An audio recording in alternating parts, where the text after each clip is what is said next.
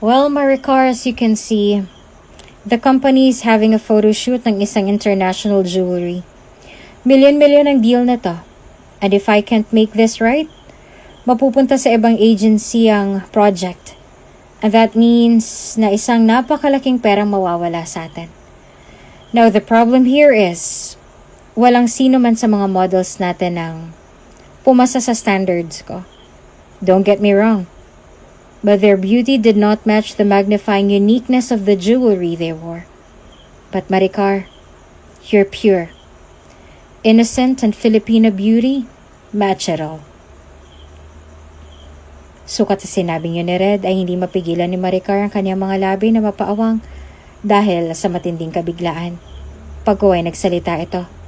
Ibig niyo pong sabihin, sir, ay... Nakangiting tumugon naman agad si Red sa kanyang sinabi. Yes, Maricar. I want you to be the model of that international jewelry that has millions of dollar deal.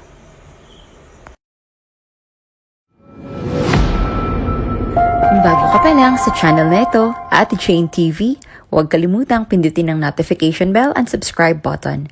Sana po hindi naman malaking abala sa inyo ang pagpindot ng subscribe button dahil ang kapalit po nito ay ang pagsuporta para makapag-produce ng mga libreng stories sa mga channels ni Ate Jane. Maraming salamat!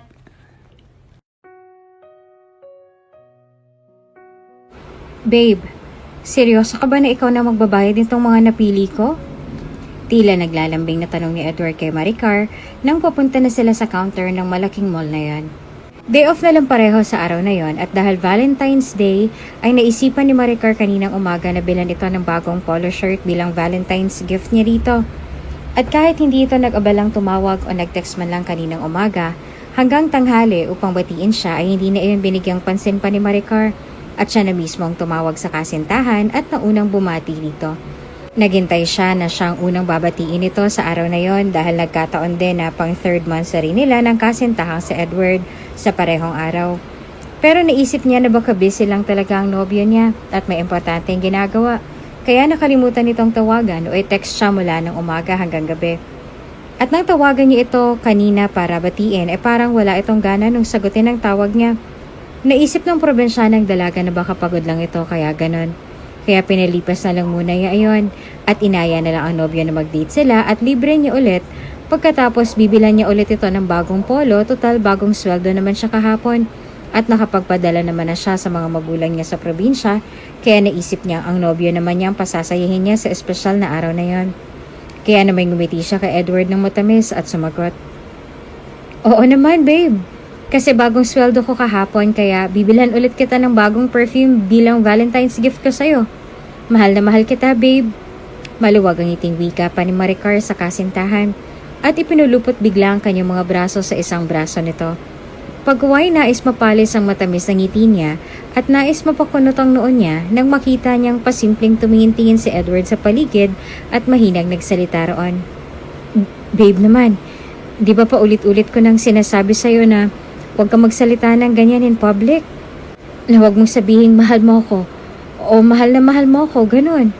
Kasi nakakahiya talaga eh. Pero wag mo sanang masamain ulit kasi hindi talaga ako sanay sa mga public sweetness o mas tamang sabihin na public display of affection.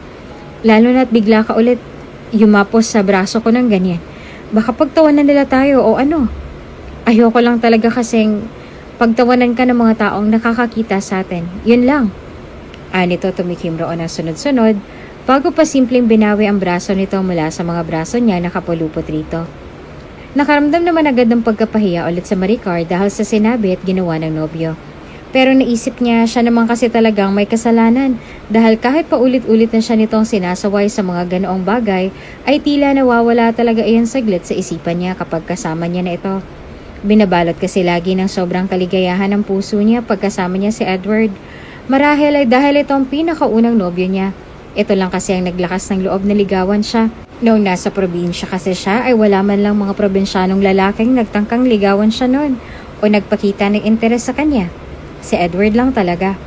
Hindi nga niya akalain na ang isang taga-syudad pang magkalakas loob na ligawan siya o magpakita ng interes sa pangalawang araw niya sa trabaho sa advertising company na pinasukan niya. At kahit utusan lang siya sa advertising company na yon, utusan ng mga models, taga-serve ng pagkain ng mga producers, tagadala ng mga customers, at iba pa, ay tila hindi iyon naging hadlang upang magustuhan siya ni Edward at ligawan siya.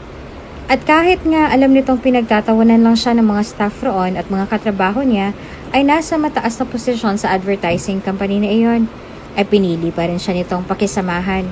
Tapos kinaibigan at hindi naglaon na hindi ligawan. Kaya walang pagdadalawang isip na sinagot niya ito kaagad dahil sobrang gwapo ni Edward at napakaputi. Idagdag pang napakakinis ng kutis. Kutis mayaman. Tapos nagkagusto ito sa isang probinsyanang tulad niya na morena, ang kulay ng balat. Makinis rin naman ang balat niya. Pero hindi maputi, hindi katulad ni Edward. Pero naisip ni Maricar minsan na at least kahit hindi siya maputi, ay niligawan pa rin siya ng isang gwapo at maputing lalaki. Isang malaking pribilehiyo iyon para kay Maricar, lalo pat isang assistant producer ang nobyo niya si Edward. Kaya pakiramdam niya ay siya ang pinakamaswerteng babae sa mundo dahil siya nga ang nobya nito.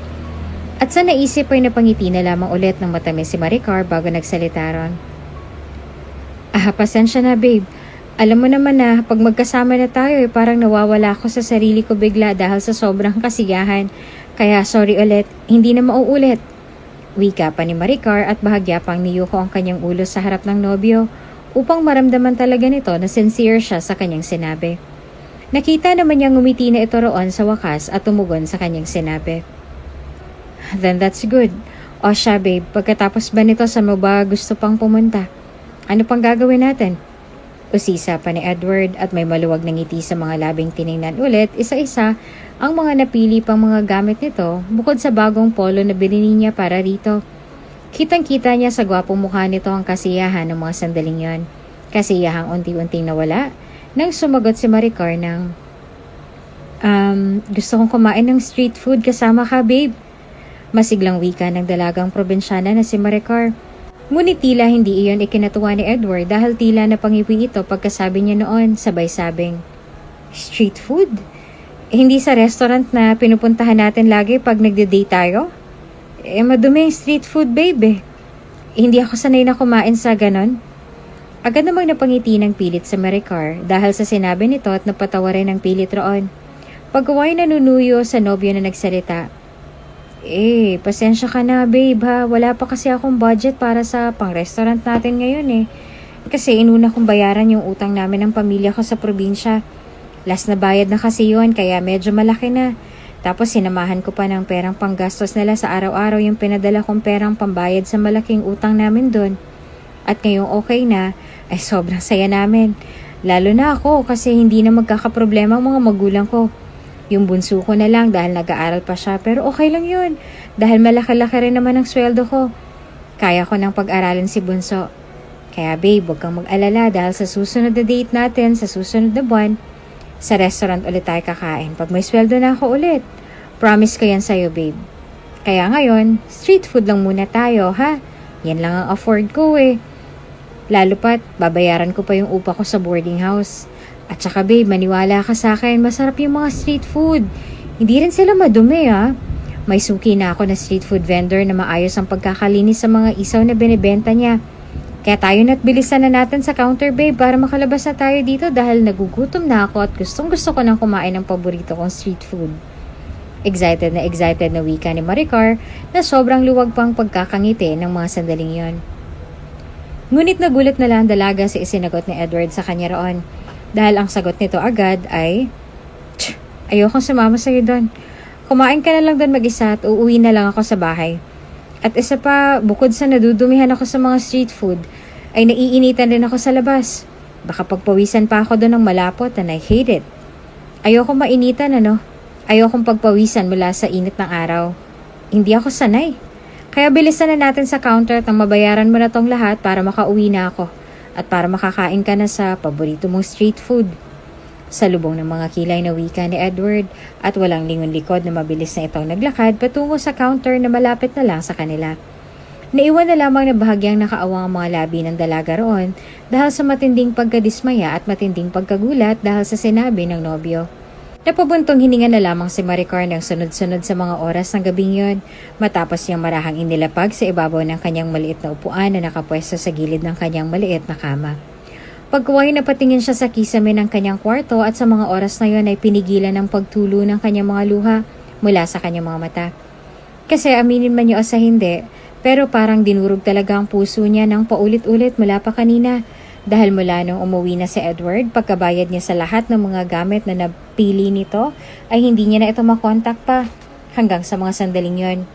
Naisip tuloy ng dalaga na ganun ba talaga kalalim ang pagtatampo nito sa kanya dahil lang sa unang beses na hindi niya ito kayang ilibre sa restaurant na paborito nito? Nasasaktan siya dahil hindi man lang siya nito nagawang intindihin, nakapos pa siya sa pera. Samantalang siya, iniintindi nga nito agad kahit nung hindi man lang siya nito nagawang tawagan para batiin at nang sagutin ang tawag niya ay tila wala pa sa mood ito kausapin siya. Babe, alam mo bang nakakasakit ka talaga ng damdamin minsan? Pero dahil mahal na mahal talaga kita, handa akong magpakumbaba ulit upang mawakasan ang pagtatampo mo yan sa akin. Kasi ayoko talagang magtagal ang pagtampo mo sa akin eh. Ang bigat lang kasi talaga sa kalooban. Pasensya ka na at hindi ko pa talaga alam kung paano maging isang mabuting girlfriend sa'yo. Ginagawa ko naman yata ang lahat pero parang kulang pa rin. Nagtatampo ka pa rin sa akin minsan. Paano ba kasi maging isang perpektong nobya para sa isang perpektong nobyo na katulad mo? Hindi ko kasi alam eh. Ito kasi siguro ang disadvantage ng pagiging isang first-timer sa pakikipagrelasyon. Pero hayaan mo, gaya ng nakagawian ko, magpapakumbaba ulit ako para magkabati na tayo. Napahugo tuloy ng malalim na buntong hininga si Maricar matapos niya maisip yon. Kasi ang totoo niyan, kapag gano'n ang mangyayari, pag nagtatampo ito at kahit alam niyang wala siyang kasalanan, ay siya pa rin ang sumusuyo kay Edward para magkabati na sila. Wala eh, mahal na mahal niya kasi talaga si Edward. Kaya gagawin niya ang lahat para hindi ito magsawa sa relasyon nila at upang hindi siya nito iwanan. Kaya bukas ay susuyuin niya ulit ito pag break time na nila sa trabaho para magkabati na sila at paiintindihin itong muli. At baka sakali lang naman maintindihan na nito ang sitwasyon, naisip ni Maricar. Muli ay napahinga tuloy ulit siya ng malalim dahil doon. Paggawain na numbalik ang naglalakbay niyang diwa nang biglang mag-ring ang cellphone niya. At nang makita niyang ang ina niyang tumatawag ay mabilis niyang sinagot agad ang tawag nito. Hello, Nay? Nay, kamusta na po kayo? Kamusta na po kayong lahat dyan? Miss na miss ko na po kayo dyan, Nay. Sana po ay maayos lang kayo dyan tulad ko po rito. Otomatikong tumulo agad ang mga luha mula sa mga mata ni Maricar pagkasabi niya sa mga katagang yon sa kanyang ina na nasa kabilang linya. At mas lalo siyang naiyak sa sobrang tuwa nang sumagot na ito ng, Nako, ayos lang kami dito anak. At mabuti naman at maayos lang din ang kalagayan mo dyan katulad namin. At miss na miss ka na din namin dito ng tatay at mga kapatid mo. Nako anak, pasensya ka na pala at hindi kami nakatawag kahapon ng tatay mo pagkatapos mo magpadala ng pera kasi ngayon lang nabuksan ng tatay mo ang cellphone niya. At dahil kanina lang nabuksan matapos namin pina-repair kanina, ngayon lang namin natanggap ang mga text mo sa amin at ang text ng pawn shop na pinadalhan mo ng pera. Kaya salamat anak ha. Bukas na bukas din ay kukunin namin ang perang pinadala mo para wala na tayong obligasyon kay Aling Lucrecia. Kaya salamat ulit anak ha. Agad namang napangiti na matamis si Maricar sa kanyang narinig mula sa kanyang matandang ina sa kabilang linya. Pagkuway nagsalita siya. Naku Nay, wala po yun. Walang anuman po yun Nay. Masaya-masaya po ako at sa wakas ay fully paid na po mga utang natin kay Aling Lucrecia. Ani at nagpaahid ang mga luha habang may matamis na ngiti pa rin nakapaskil sa mga labi niya. Magiliw naman siyang sinagot ng kanyang ina. At hindi lang yun anak. Dahil ang mga nabili naming 2 baka rito, 2 baboy at mga kambing mula sa perang pinapadala mo nung una at pangalawang mong sweldo, Rian, malalaki na sila. Pawang matataba rin sila anak. Hindi na sila patpatin. Tapos yung mga peste sa bukid, partikular na sa palayan, ay nawala na lahat dahil binala namin ng tatay mo ng Alia 247ZC pesticide. Kaya unti-unti na silang nawala. Lalo pat mini-maintain na yun ng tatay mo doon sa palayan natin sa bukid. Kaya uli-uli anak, salamat sa pagsakripisyo mong lumuwas dyan sa Maynila para matulungan kami ng tatay mo, ha? Para matulungan mong pamilya natin, lalo ng kapatid mong nag-aaral ngayon. Kaya anak, kung may problema ka man dyan, Huwag ka magdadalawang isip na magsabi sa amin, ha? Nandito lang kami para payuhan ka sa mga tama mong gagawin at upang pagaanin ang kalooban mo. Kaya sabihin mo lang sa amin kung may problema ka dyan, ha? Nandito lang kaming pamilya mo lagi at hindi ka namin iiwan. Lagi mong tandaan yan, anak. Mabilis namang humapdi ulit ang bawat sulok ng mga mata ni Maricar nang sabihin iyon ng kanyang ina. Mas lalo kasing bumigat ang dibdib niya sa sinabi nito. Mabigat na nga ulit ang loob niya kahapon dahil pinahiya, sinigaw-sigawan at pinagalitan ulit siya ng walang humpay ng mga models at staff roon nang mag-break time na sila sa pag-shoot ng advertisement roon dahil lang sa natalsikan niya ng tubig ang costume ng isang model sa kadahilan ng halos ang lahat ng mga staff roon ay may utos sa kanya at nalilito na siya kung kaninong utos ang susunod na susundin. Kaya sa kamamadali niya ay hindi niya sinasadyang natalsikan tuloy ng tubig mula sa basong nahulog ang costume ng isang model roon. Natisod kasi siya kaya yon ang nangyari. Tapos sinigaw-sigawan na siya at ang mas nakakadagdag ng sakit sa puso niya kahapon ay hindi pagkampi ni Edward sa kanya roon. Kahit saksi ito kung paano siya maliitin at sigaw-sigawan ng ibang staff at ang maldita at maarteng model na iyon kahapon. Pero napatawad pa rin niya ito dahil kasalanan naman daw talaga niya at dapat daw hindi ito magpakita na kinakampihan siya nito dahil baka matanggal ito sa trabaho pag ang producer na ang babanggain ito. Isa kasi ang producer ng shoot sa nanigaw-nigaw sa kanya kahapon kaya natatakot raw si Edward. Kaya napatawad niya na ito. Ngunit ang sakit na nararamdaman niya ay agad dinagdagan ito sa mga inakto nito sa kanya kanina hanggang sa kasalukuyan. Kaya nais tuloy mapabuntong hininga ng dalaga dahil doon. Tila napansin naman ang kanyang 68 anyos na inang pananahimik niya ng mga sandaling yon. Kaya muli ito nagsalita sa kabilang linya. Anak, bakit natahimik ka dyan bigla? May problema ka ba? Totoo bang sinasabi mo na ayos ka lang dyan? O baka namang gawa-gawa mo lang yan? Naku anak, kung hindi maayos ang kalagayan mo dyan o dyan sa trabaho mo, ay umuwi ka na lang dito sa atin at dito ka na ulit maghanap buhay. Total ay bayad naman ang mga obligasyon natin dito at maayos ang problema natin dito sa bukid at sa mga hayop natin. Kaya kung may problema ka dyan, huwag ka na magdalawang isip na umuwi rito. Huwag ka na magpakahirap sa pagtatrabaho dyan, nako. Halata sa boses ng ina ni Maricar matinding pag-aalala nito sa kanya. Kaya na may mariin siyang napapikit at pilit pinasigla ang tono ng boses na nagsalita. Ha? Ano ba naman tong maganda at mabait na nanay ko, oh? Kung ano-ano na lang naiisip at nasasabi.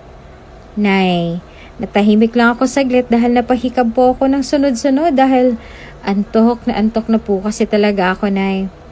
Sorry po. Pero Nay, gusto ko lang pong malaman yun na okay lang po ako dito. At kayang-kaya ko na po ang sarili ko dito. At saka Nay, hindi po ako pwedeng umalis rito hanggat hindi ko pa natutupad yung pangarap ko na magpagawa tayo ng sementadong bahay. Na kahit hindi kalakihan ay ayos na. Basta ba magkaisa at magkasama lang tayo doon na pamilya. Okay na sa akin yun. At isa pa Nay, marami pa akong pangarap para sa pamilya natin.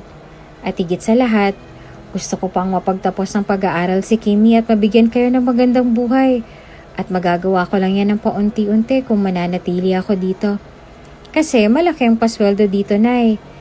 Malaking tulong to para sa atin. Kaya Nay, wag na po kayong mag-alala. Okay lang po ako dito, pati sa trabaho ko po. Kaya kayo dyan, mag-iingat kayo lagi kasi kayo lang ang lakas ko. Sa inyo lang ako kumukuha ng lakas para magpatuloy sa agos ng buhay. Kaya mag-iingat kayo dyan lahat ha. Lalong-lalo na yan si tatay, Nay. Pakisabihan na lang po siya na wag na masyadong magpapagod dyan dahil masama na yan sa edad niya. Kailangan niya nang magpahinga. At pakisabi na lang po kay Kimmy Rian na mag-aral siyang mabuti para maging proud na proud ang ate niya sa kanya. At ikaw din po dyan, Nay, ha? Ingat rin po lagi. Ingatan niyo pong kalusugan ninyo. Wala na kasi ako dyan para paalalahanan kayo lagi ni tatay tungkol sa kalusugan ninyong dalawa. Kaya pakaingatan niyo na lang mga sarili niyo. Nagkakaintindihan ba tayo? Maganda at mabait kong nanay? Natawa naman ang matandang ginang bago sumagot. Oo na, maganda at mabait kong anak. At pagkasabi nito noon ay nagkatawanan lang sila roon. At nang sa wakas ay tinapos na nito ang tawag ay pabuntong hiningang napatitig na lamang si Maricar sa family picture na nakasabit sa pader hindi kalayuan sa kama niya. Pagkuway na pabuntong hininga ulit roon habang iniisip ang sinasabi ng kanyang ina kanina at ang pag-aalala nito. Sa totoo lang kasi, ilang beses niya nang pinagtangkaan noon na sabihin sa mga ito ang kalagayan niya sa pinagtatrabahuhan niya. Para matanggal na ang mabigat na dinadala ng kanyang kalooban dahil sa mga tahasang pang-aapi sa kanya ng mga katrabaho niya roon na matataas ang posisyon sa kumpanya kumpara sa tulad niya na utusan lamang. Gustong-gusto niya nang sabihin sa mga ito ang tunay na kalagayan niya. Pero naisip niya na ayaw niyang idamay ang kanyang mga magulang o ang kanyang kapatid o pamilya sa problema niya roon. Baka hindi na mapakali ang mga ito sa pag-aalala sa kanya pag nagkataon. Isa pa, ayaw niya namang pauwiin na siya ng mga ito sa probinsya nila dahil hindi pa talaga natutupad ang mga pangarap niya para sa kanyang pamilya. Gaya ng sabi niya sa kanyang ina kanina, uuwi lang siguro siya sa probinsya nila pag natupad na lahat ng pangarap niya para sa kanyang pamilya. Isa rin kasi ang rason na yon kung bakit siya napilitang lumuwas ng Maynila ilang buwan na nakalilipas. Ngunit ang talagang unang rason niya noon ay ang mga problema niya sa palayan. Dahil sa bukod na pinipese na ito at mga namatay na ang hayop nila, idagdag pa ang utang nila na hindi pa nababayaran at inaaway na sila ng inutangan nilang si Aling Lucrecia para bumalik ulit sa dati ang mga pananim ng mga palay nila at para maisalba pa ang mga natitirang hayop nila roon na buhay pa sa pamamagitan ng pagbili ng mga gamot ng mga ito pero wala pa rin nangyayari. Kaya dahil baon na sila sa utang at nagkabalilyaso pa ang hanap buhay nila roon sa probinsya, ay napagdesisyonan na lamang ng dalaga na lumuwas na lang talaga ng Maynila upang matulungan ang mga magulang niya.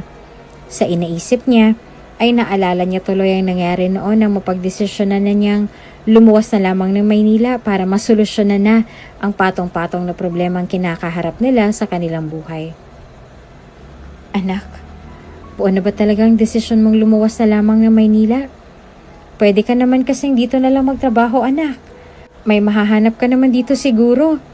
Tila mangyak-ngyak na wika ng ina ni Maricar na mga sandaling yon habang pinagmamasdan siyang nag-iimpake ng mga gamit niya sa kanyang malaki at lumang backpack. Napangiti naman ang probinsyanang dalaga dahil sa sinabi ng kanyang ina. Ngiting hindi man lang umabot sa mga magagandang mata niya na dati kumikislap sa tuwing ngumingiti siya. Pero ng mga sandaling yon ay hindi na yata niya kayang ngumiti roon na galing mismo sa puso niya.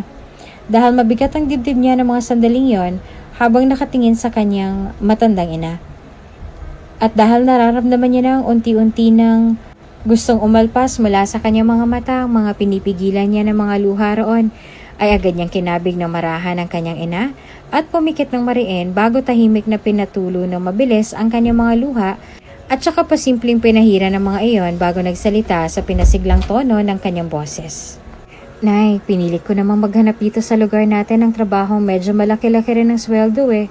Makatulong talaga na mabayaran natin ang utang natin kay Aling Lucrecia at makatulong rin sa pang-araw-araw natin. Pero wala na eh. Wala talaga akong makita, Nay. 150 pesos per day, laundry shop. Yan lang ang trabahong may pinakamataas na rate dito sa lugar natin, Nay. At pasensya na po sa sasabihin ko pero hindi po yan makakapagbigay ng solusyon sa pagkalaki-laking problemang kinasusuungan natin. Lalo pat inaaway na tayo dito ni Aling Lucrecia. Kaya hindi naman sa namimili ako ng trabaho o minamaliit ko ang trabahong yon. Pero sinabi ko lang ang totoo, Nay. Sa ganitong problema, kailangan natin na mas maging praktikal sa buhay, Nay. At ang pagluwas ng sa Maynila ang naisip kong naging isang paraan para masolusyonan ko ang problema natin dito. Total, Nay, college graduate naman po ako ng 4-year course. Kaya baka pwedeng maghanap ako doon ng maganda-gandang trabaho. Maganda kasi sa Maynila, Nay, maraming trabaho roon na mapagpipilian mo talaga. Maraming mga oportunidad na makakatulong sa mahihirap na tulad natin, Nay. Yung mga desenteng trabaho. Huwag po kayong mag-alala, Nay. Pagsusumikapan ko pong makahanap agad doon ng magandang trabaho na magiging solusyon sa problema at sa panggastos niyo rito sa araw-araw habang nagpapahinga pa si tatay dahil sa ubo niya. At Nay, wag po kayong mag-alala sa akin doon dahil kaya ko pong sarili ko. Kaya ko pong mamuhay mag-isa. Gagawin ko po kayong inspirasyon na pamilya ko para magawa ko pong layunin ko kung bakit ako luluwas doon. Ang gusto ko lang, Nay, ay mag-ingat kayo dito lagi. Kagaya ng pag-iingat ko doon sa sarili ko. Sa oras na makatapak ang mga paa ko sa syudad ng Maynila, Nay.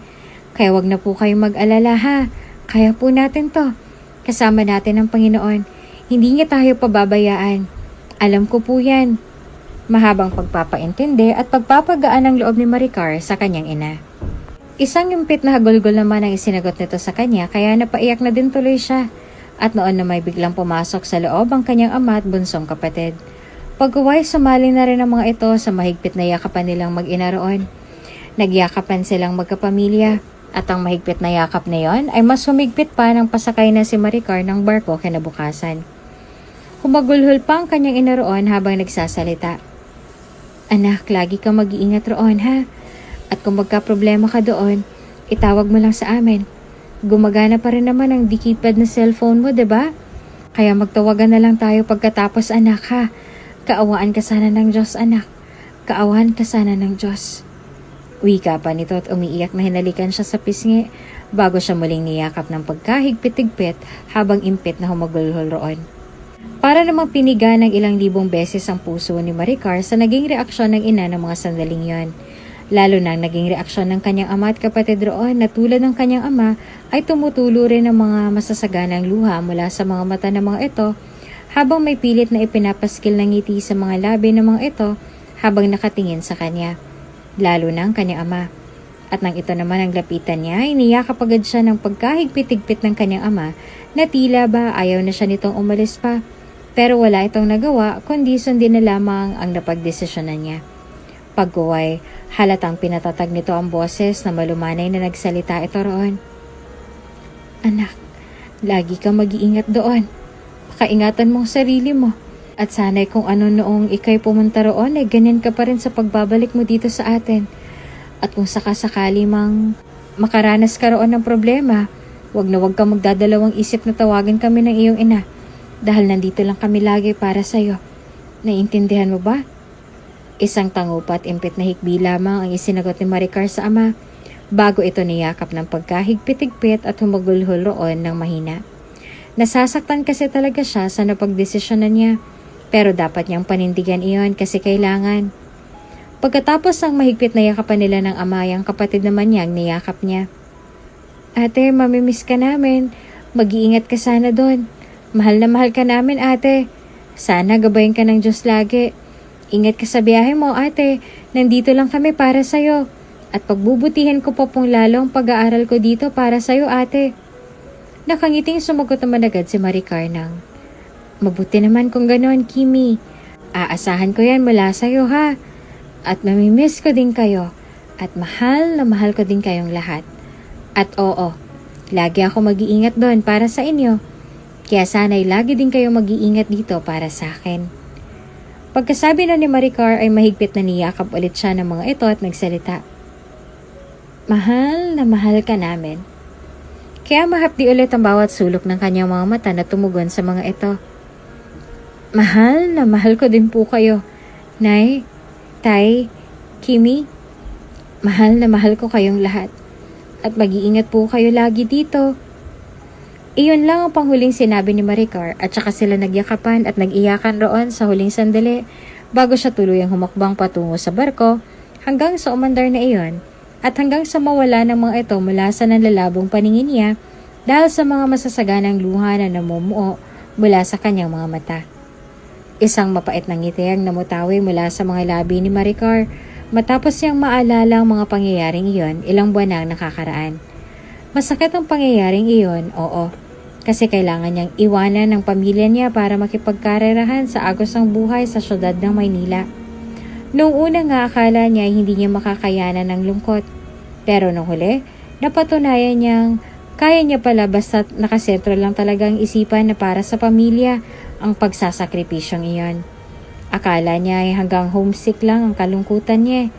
Pero pagkatapos ng ilang araw na pagkakatambay, habang naghahanap ng trabaho sa malawak na syudad, ay magsisimula na naman pala ulit ang kalbaryo ng buhay niya. Dahil ang tuwang nararamdaman niya nang sa wakas ay matanggap na siya sa trabaho ng isang advertising company, ay napalitan agad ng lihim na kalungkutan at sakit nang maranasan niya roon kung paano api-apihin ng kung sino-sino. At alam niya kung bakit. Dahil isang hamak na probinsyana lamang siya na ang estilo ng pananamit, at ang paraan ng pananalita at kilos ay hindi nababagay sa mga modernong tao roon sa kumpanyang yon. At sabi pa nga noong isang producer roon sa unang araw niya sa trabaho na kung hindi lang daw maganda ang record niya sa kanyang pag-aaral dati, ay hindi siya matatanggap roon kahit pa isang utusan lamang ang trabaho niya roon. Mataas raw kasi ang standard ng CEO ng kumpanya pagdating sa background ng pag-aaral ng mga aplikante. Mabuti na lamang raw at cum laude siya noong graduate siya sa kolehiyo, kaya tinanggap raw siya ng HR manager roon. Napabuntong hininga na lamang siya nang maalala iyon.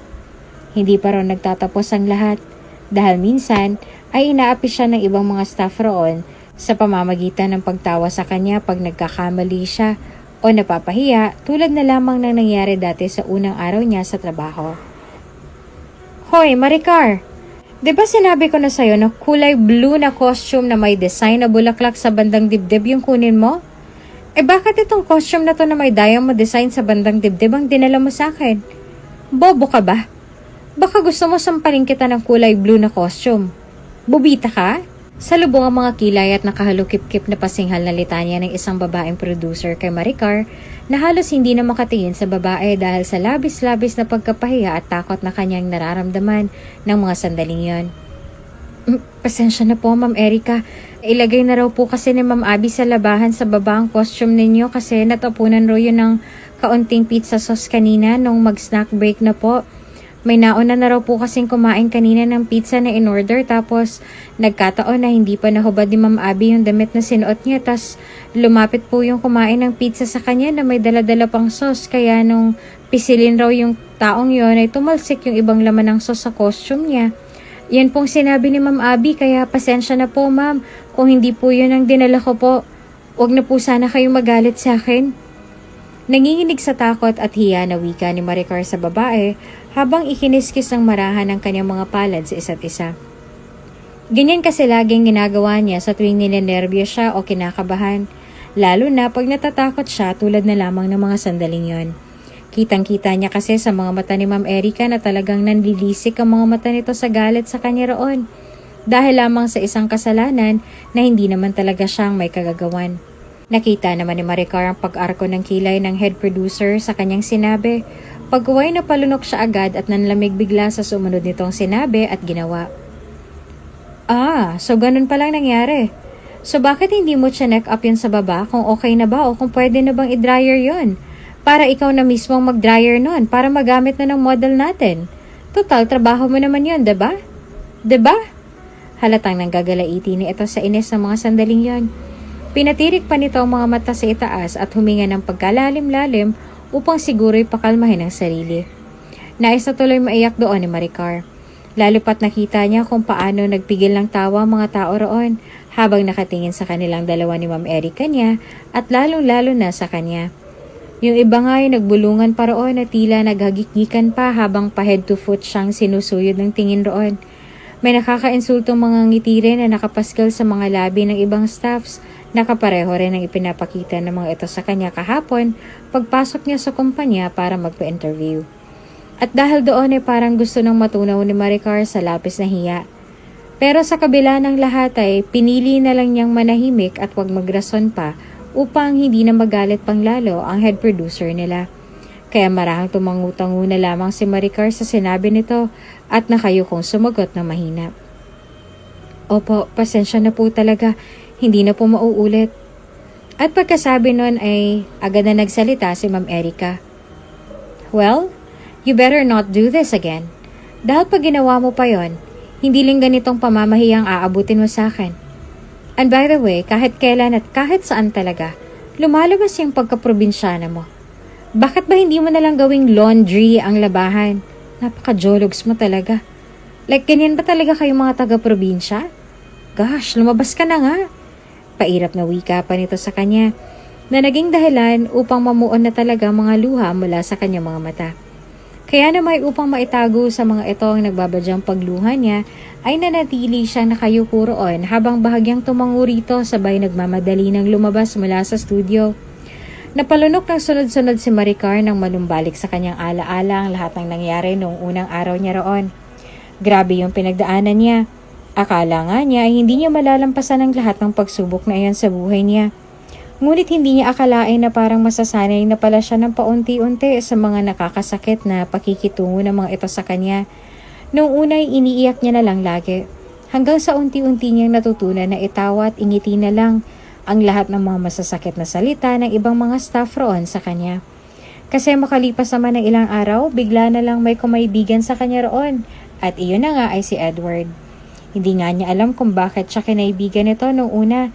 Kahit mataas naman ang posisyon nito dahil assistant producer na ito sa kumpanyang yon.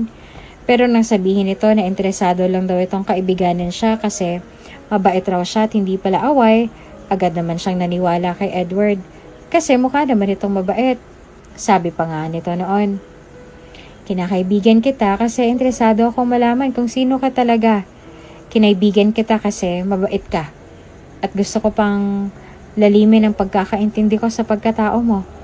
Kasi hindi ako katulad ng iba rito na porket probinsyano ka, ini-easy-easy ka na lang nila at hindi pa nire-respeto. Kaya simula ngayon, kaibigan mo na ako. Pagkaibigan na tayo. Wika pa ni Edward dati. Kaya napahinga na lang si Maricar ng malalim at inalala sa isipan ng gwapong mukha at nakakahawang ngiti ni Edward. At naisip niya, kay Edward, tila nakakita siya ng kakampi niya. Kay Edward, parang hindi siya natatakot na ibuli at api-apihin. Hindi naman sa umabot sa puntong pinatulan niya ang mga ito, kundi hindi siya natatakot sa paraan ng kaya niyang baliwalain ang mga masasamang pakikitungo ng mga ito sa kanya. Hindi rin naman matatawag na parang knight in shining armor niya si Edward dahil hindi rin naman ito sinasaway ang mga naninigaw sa kanya kahit hindi naman kasigaw-sigaw ang pagkakamali niya minsan sa tingin niya. Pero at least may matatawag na siyang kaibigan na masasabihin niya ng mga bigat ng kanyang kalooban. Kaya noong niligawan siya nito ay walang pag-aatubili na sinagot niya ito agad. At kahit siya ang laging gumagastos tuwing may date sila, ay baliwala lang kay Maricar yun. Dahil ang importante sa kanya ay napasaya niya ito at hindi ito magkaroon o makakita ng rason upang iwanan siya o hiwalayan. Dahil alam niyang naging mabuti siyang girlfriend rito. Masaya siya dahil dumating sa buhay niya si Edward. Masaya din siya dahil ito ang naging unang boyfriend niya. At kahit hindi pa siya nahahalikan nito ni minsan sa pisngi o sa labi, ay hindi na alintana iyon ang probinsyanang dalaga. Dahil para sa kanya, sapat na nakakasama niya ito at maligaya siya sa tuwing nagkakasama sila. Kasi may rason naman ito kung bakit hindi siya nito hinahalikan. At ang sabi nito noon ay, nirerespeto kasi kita. Ginagalang kita kasi kagalang-galang ka na dalaga. Kaya hindi kita magawang basta-bastang halikan sa mga labi. Hindi tulad ng ginagawa ko sa iba. Kasi nakikita kong hindi ka easy to get. Kaya nire-reserve ko sa very special moment ang first kiss nating dalawa. Napangiti naman agad ng maluwag si Maricar nang maalalang sinabing iyon ng nobyo. Nire-respeto nito ang isang probinsyanang katulad niya. Kahit ang iba ay hindi magawang respetuhin siya dahil sa mga kinikilos niya. Kaya bukas na bukas din ay susuyuin niya ito roon ang susuyuin hanggang sa magkabati na ulit sila. Dahil pinasaya siya nito sa pamamagitan ng pakikipag-date nito sa kanya nung mga panahong malungkot siya roon at namimiss niya ang pamilya niya. Lalo na noong hindi pa siya nakaka-adjust sa pambubuli sa kanya ng ibang mga katrabaho niya. Kaya masasabi niyang deserve ni Edward na suyuin kahit alam naman niyang wala siyang ginawang kasalanan sa minamahal na kasintahan. Samantala, naging abala na si Red sa pag-iempake ng kanyang mga gamit sa kanyang malaking maleta sa mga sandaling yon para maging handa na siya sa pag-uwi niya sa Pilipinas bukas. Didiretso na siya sa kumpanya niya mula sa Paris. Naroon kasi siya dahil pinakiusapan siya ng kanyang mga magulang na magbakasyon muna siya doon kasama ang mga ito. Doon na kasi nanirahan ng mga ito pagka-graduate niya ng high school at nang mag-college siya ay sa Pilipinas na siya nagtapos ng kolehiyo dahil sa pakiusap ng lolo niya na sa pagmamay-aring universidad raw siya nito mag-aral at hindi sa ibang bansa. Naaalala pa niyang eksaktong sinabi nito noon. Redenval, apo, alam kong matalino ka at mataas talaga ang level ng IQ mo kaya natitiyak kong papasa ka sa lahat ng universidad sa ibang bansa. Pero pakiusap, dito ka na lang sa university natin mag-aral, apo. Para naman mabigyan ulit ng parangal at umani ulit ng papuri ang universidad natin this year. Lalo pat alam kong sa batch ninyo ay ikaw ang tataguriang magna cum laude sa malalo't madaling pagka-graduate ninyo. At magiging proud na proud lalo si lolo niyan kasi syempre, apo kong magna cum laude. Kaya dito ka na sa Pilipinas mag-aral, apo, ha? Partikular na sa prestiyosong universidad na pagmamay-ari ng angka natin. At apo, ngayon pa lang, masayang-masaya na ako. Naaalala ni Red na wika ng kanyang lolo noon sa kanya. At sino naman siya para tanggihan ang pakiusap ng lolo niya noon. Kaya doon na nga siya nag-aral at graduate sa kolehiyo at pagkatapos ay nagtayo na rin siya ng sarili nitong kumpanya sa Pilipinas at iyon na nga ang pagmamay-ari niyang advertising company. Pero syempre, bago siya sumabak sa pagkakaroon ng sariling kumpanya, ay nag-train muna siya ng 1 taon sa mundo ng negosyo at saka siya bumuo ng sarili niyang kumpanya doon sa Pilipinas. At dahil busy na nga siya lagi sa kanyang negosyo at wala ng oras para dalawin ang mga magulang niya sa Paris, ay nakiusap ng mga ito noong nakalipas sa mga buwan na magbakasyon muna siya sa Paris kahit ilang buwan lang para makasama niya ang mga ito. Ayos lang naman ang setup na iyon para kay Red dahil nasusupervise naman niya lagi ang kumpanya niya sa Pilipinas through call or video call sa COO niya doon. Bukas nga ang araw ng pagbabalik niya dahil magkakaroon daw ng photoshoot sa isang international jewelry at pag hindi nila naayos yon ay baka sa ibang kumpanya na magpa-advertise. At iyon ang bagay na hindi papayagan ni Red na mangyari dahil napakalaking pera noon para sa kanyang kumpanya. Kaya napagdesisyonan na lang niyang umuwi na at mabuti na lang ay pumayag din ang kanyang mga magulang. Red, iho, are you all set? Bungad kay Red ng kanyang ina na si Madam Marcel Cherie pagpasok nito sa kanyang kwarto. Nakangiting nilingon naman niyang ina at sumagot rito. I'm almost done, Mom. Tumugon naman ito agad. Okay, let me do it for you. Napatawa naman ang mahina si Red bago sumagot. Mom, let me just finish it. Umiling naman agad ang ginang at nagsalita roon habang tinutupi ang mga nakahanger na long sleeve polo niya na nasa ibabaw ng kanyang kama nakalagay. Pagkuway malumanay na nagsalita. Anak, hayaan mo na si mommy mo. Kasi minsan ko lang naman to nagagawa sa'yo. Yung inaalagaan ka. Kasi binata ka na eh. Tapos nasa malayo ka pa. Iniisip ko nga na baka kailangan mo na talaga ng babaeng mag-aalaga sa'yo. Tulad ng pag-aalaga ko. At isa pa, 29 ka na. Kaya dapat talaga sa'yo mag-asawa ka na. Pero naisip ko din, paano pala kung hindi ka mapunta sa babaeng maalaga? At doon ka mapunta sa babaeng hahayaan ka lang na hindi pinaplansyang mga susuotin mo sa trabaho. O hindi kaya hindi ipe-prepare ang susuotin mo kinabukasan. Kasi sa'yo niya lang ipapagawa yon.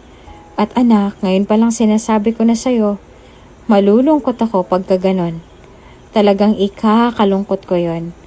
Pero hindi ko rin maiwasang isipin na wala naman ako magagawa kung sino bang babaeng pipiliin mo. Kung sinong babaeng pakakasalan mo at magiging katuwang habang buhay. Kasi puso mo yan, anak. Ikaw at ikaw pa rin ang magdedesisyon sa huli. At bilang ina, ang tanging hiling ko lang sa iyo ay sana makapagdesisyon ka ng tama para sa iyong sarili at para sa pamilyang bubuuin mo. But I do trust your preference actually, son.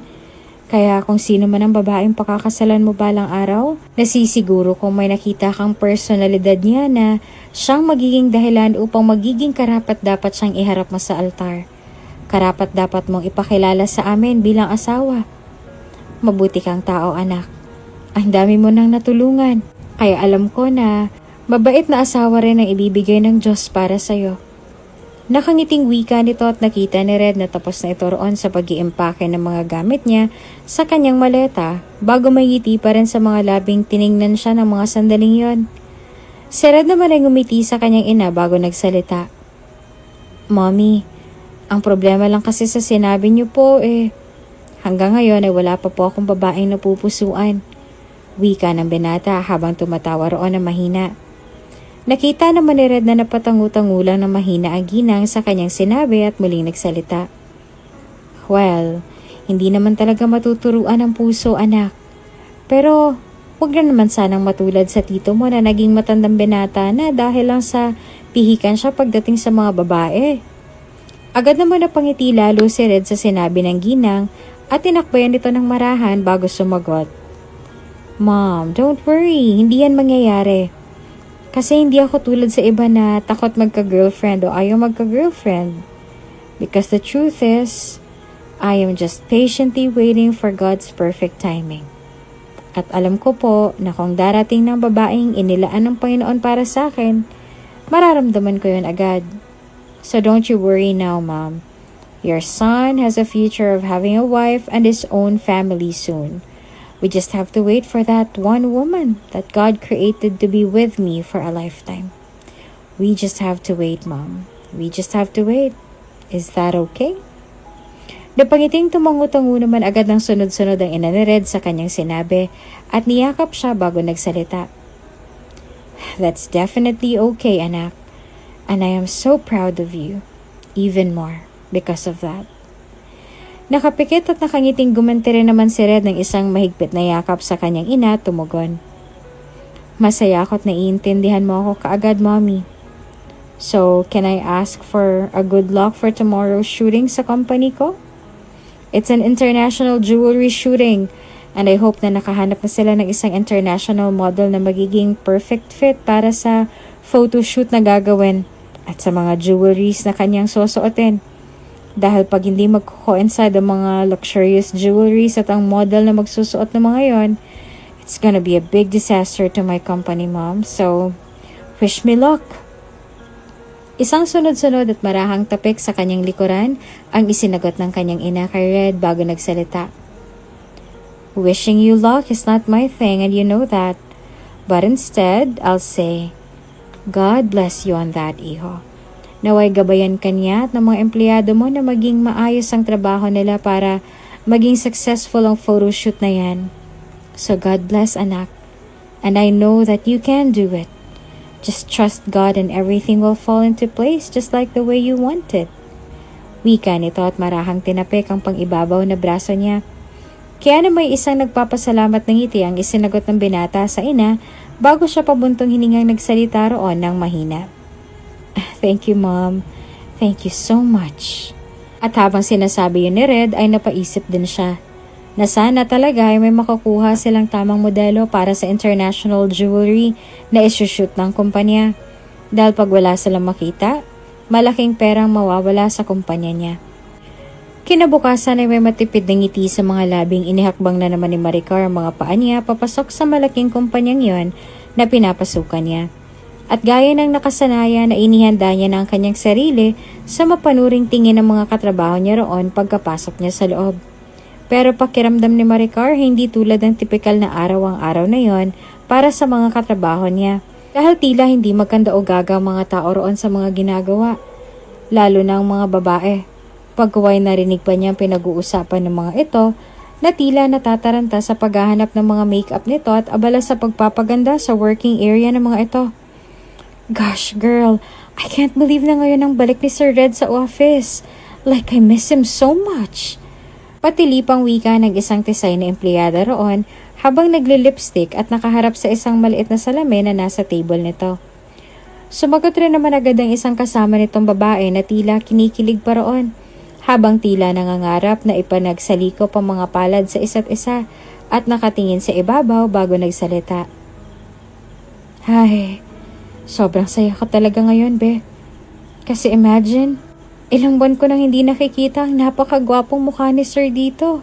At ang super duper hot na katawan niya na parang katawan ni Zoro sa One Piece na live action. Napakayami naman kasi talaga ni Sir eh. At ang pogi pa. Like nakakalaway at nakakapanghina ng mga tuhod talaga. May sumabat rin naman na isa pang lahi ni Eva doon na ang elegante ng pananamit. Girl, ano ka ba? Katawan lang ba ni Mr. CEO na si Sir Red ang katulad ng kay Zoro? Pati rin kayang mukha. He's just so perfect. Like, gosh. Excited na talaga ako makita siya ulit. Parang nakikita ako na nga ngayon ng nakakabiganing mga ngiti ni Sir na parang inaaliw at tinutunaw ang buong katawang lupa ako. Wow, he's so gwapo talaga. Like F. At hindi ko talaga maiwasang isipin na kung my girlfriend man talaga si Sir. Ay nako, ang swerte talaga ng babaeng yon. Dahil nakita niya ng fourth sword ni Sir. Gosh.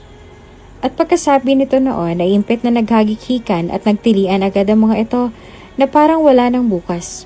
Pagkatapos na nagtilian pa ng impit roon kaya napangiti na lang rin tuloy si Maricar dahil talagang natutuwa siya sa reaksyon ng mga ito. Ngiting unti-unting napalis nang makita niyang dahan-dahang nagsitigil sa pagtawa ang mga ito habang nakatingin sa kanya at kapwa pa nakaarkaw mga supladitang kilay ng mga ito habang sinusuyod si Maricar nang nangiinsultong tingin mula ulo hanggang paa. Pagkaway muling nagsalita ang isa sa mga ito roon habang nakahalukip-kip pa. My, tingnan niyo nga naman girls. May nakisali rin sa tawanan natin na para bang may karapatan siyang makitawa sa atin ngayon. At natatakot na tuloy ako na baka mapalitan ng malas ang maswerteng araw natin ngayon dahil babalik na si Sir Red sa office. Nakakahawa naman kasi ang kamalasan ng pagmumukha ng babaeng yan eh. Kaya hoy ikaw, umalis ka nga dyan. You're freaking us out like hell. Masaya-saya ng paligid namin dito oh. Tapos bigla kang dumating at tumunganga dito sa amin kaya naging parang horror tuloy ang paligid namin ngayon. Kaloka ka? Hala, tsupe. Alis na doggy at kumain ka na ron para hindi ka na magmukhang asong ulul dyan. Nakakabwisit to. Paismid na wika pa ng isang babae roon na naging dahilan upang impit na magtawanan roon ng mga kasamahan nito kahit naroon pa siya sa hindi kalayuan at nakatingin sa grupo ng mga ito. Kaya na may matipid pa nang umiti na lamang si Maricar at mabilis na tumalikod mula sa mga ito. Pagkaway imbes doon siya dumiretso sa studio dahil may magaganap na naman daw na napakalaking photoshoot ay doon siya dumiretso sa comfort room at mabilis na pumasok sa isang cubicle bago isinara iyon. At doon inilabas niya ng isang impit na hagulhol. Akala kasi niya ay kaya niya na at baliwala na sa kanya na api-apihin siya ng mga katrabaho niya sa loob ng studio. Pero hindi pala. Hindi pa pala siya sanay roon. Lalo pa tinawag siyang asong ulol ng isa sa mga ito. Nung una, negra daw siya dahil morena siya. Kayumanggi ang kulay ng balat niya. Malayong malayo sa mga babae roon na napakakinis at nakakahangang kaputian. Tipikal na mga babaeng taga-syudad talaga. Nasanay naman na siya doon na tawagin siyang negra ng mga ito. Pero ngayong tinawag siyang asong ulol ng isang taong katrabaho niya ay parang tinarakan na naman ng ilang libong kutsilyo ang loob ng dibdib niya ng mga sandaling yon. Masakit sobra. Kasi naisip niya, ganun na ba talaga pag probinsyana ka? Ganun ba talaga pag naiiba ka sa lahat? Aapi-apihin ka na lang? Pagtatawanan? Tatapak-tapakan ng paulit-ulit ang iyong pagkatao dahil pangit ka sa mga mata ng mga taong tingin na sa sarili nakakataas sa'yo porket magaganda na sila at gwapo? Porket mapuputi at makikinis? At iyon ang labis na ikinalulungkot ni Maricar ng mga oras na yon. Tahimik siyang umiyak roon habang tinatakpan ng kanyang bibig upang hindi siya makalikha ng anumang ingay roon sa kanyang pag-iyak. Dahil baka mas lalo siyang pagtawanan ng mga makakakilala at makakarinig sa boses niya roon pag may bagong papasok.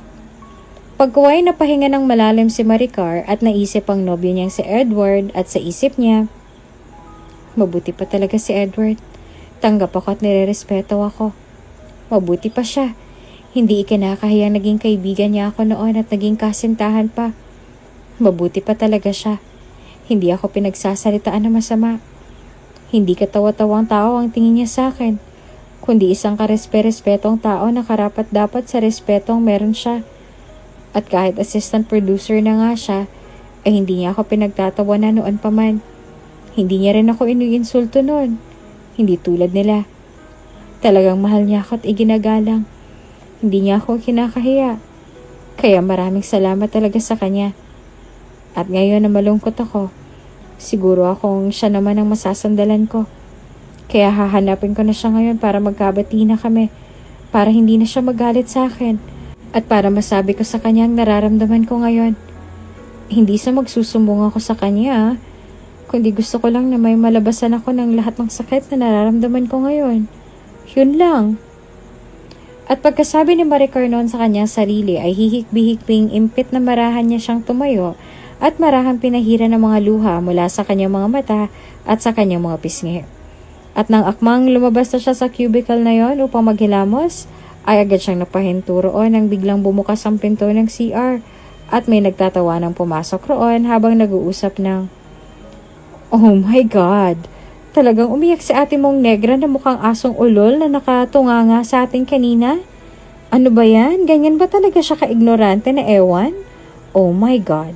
Mukhang ganyan talaga siya ka-ignorante dahil kahit halatang peke lang ang pakikipagrelasyon ni Edward sa kanya, para siyang sira na naniniwalang may gusto talaga si Edward sa kanya. And the worst is, naniniwala talaga siya na mahal siya ni Edward kaya siya girlfriend na to.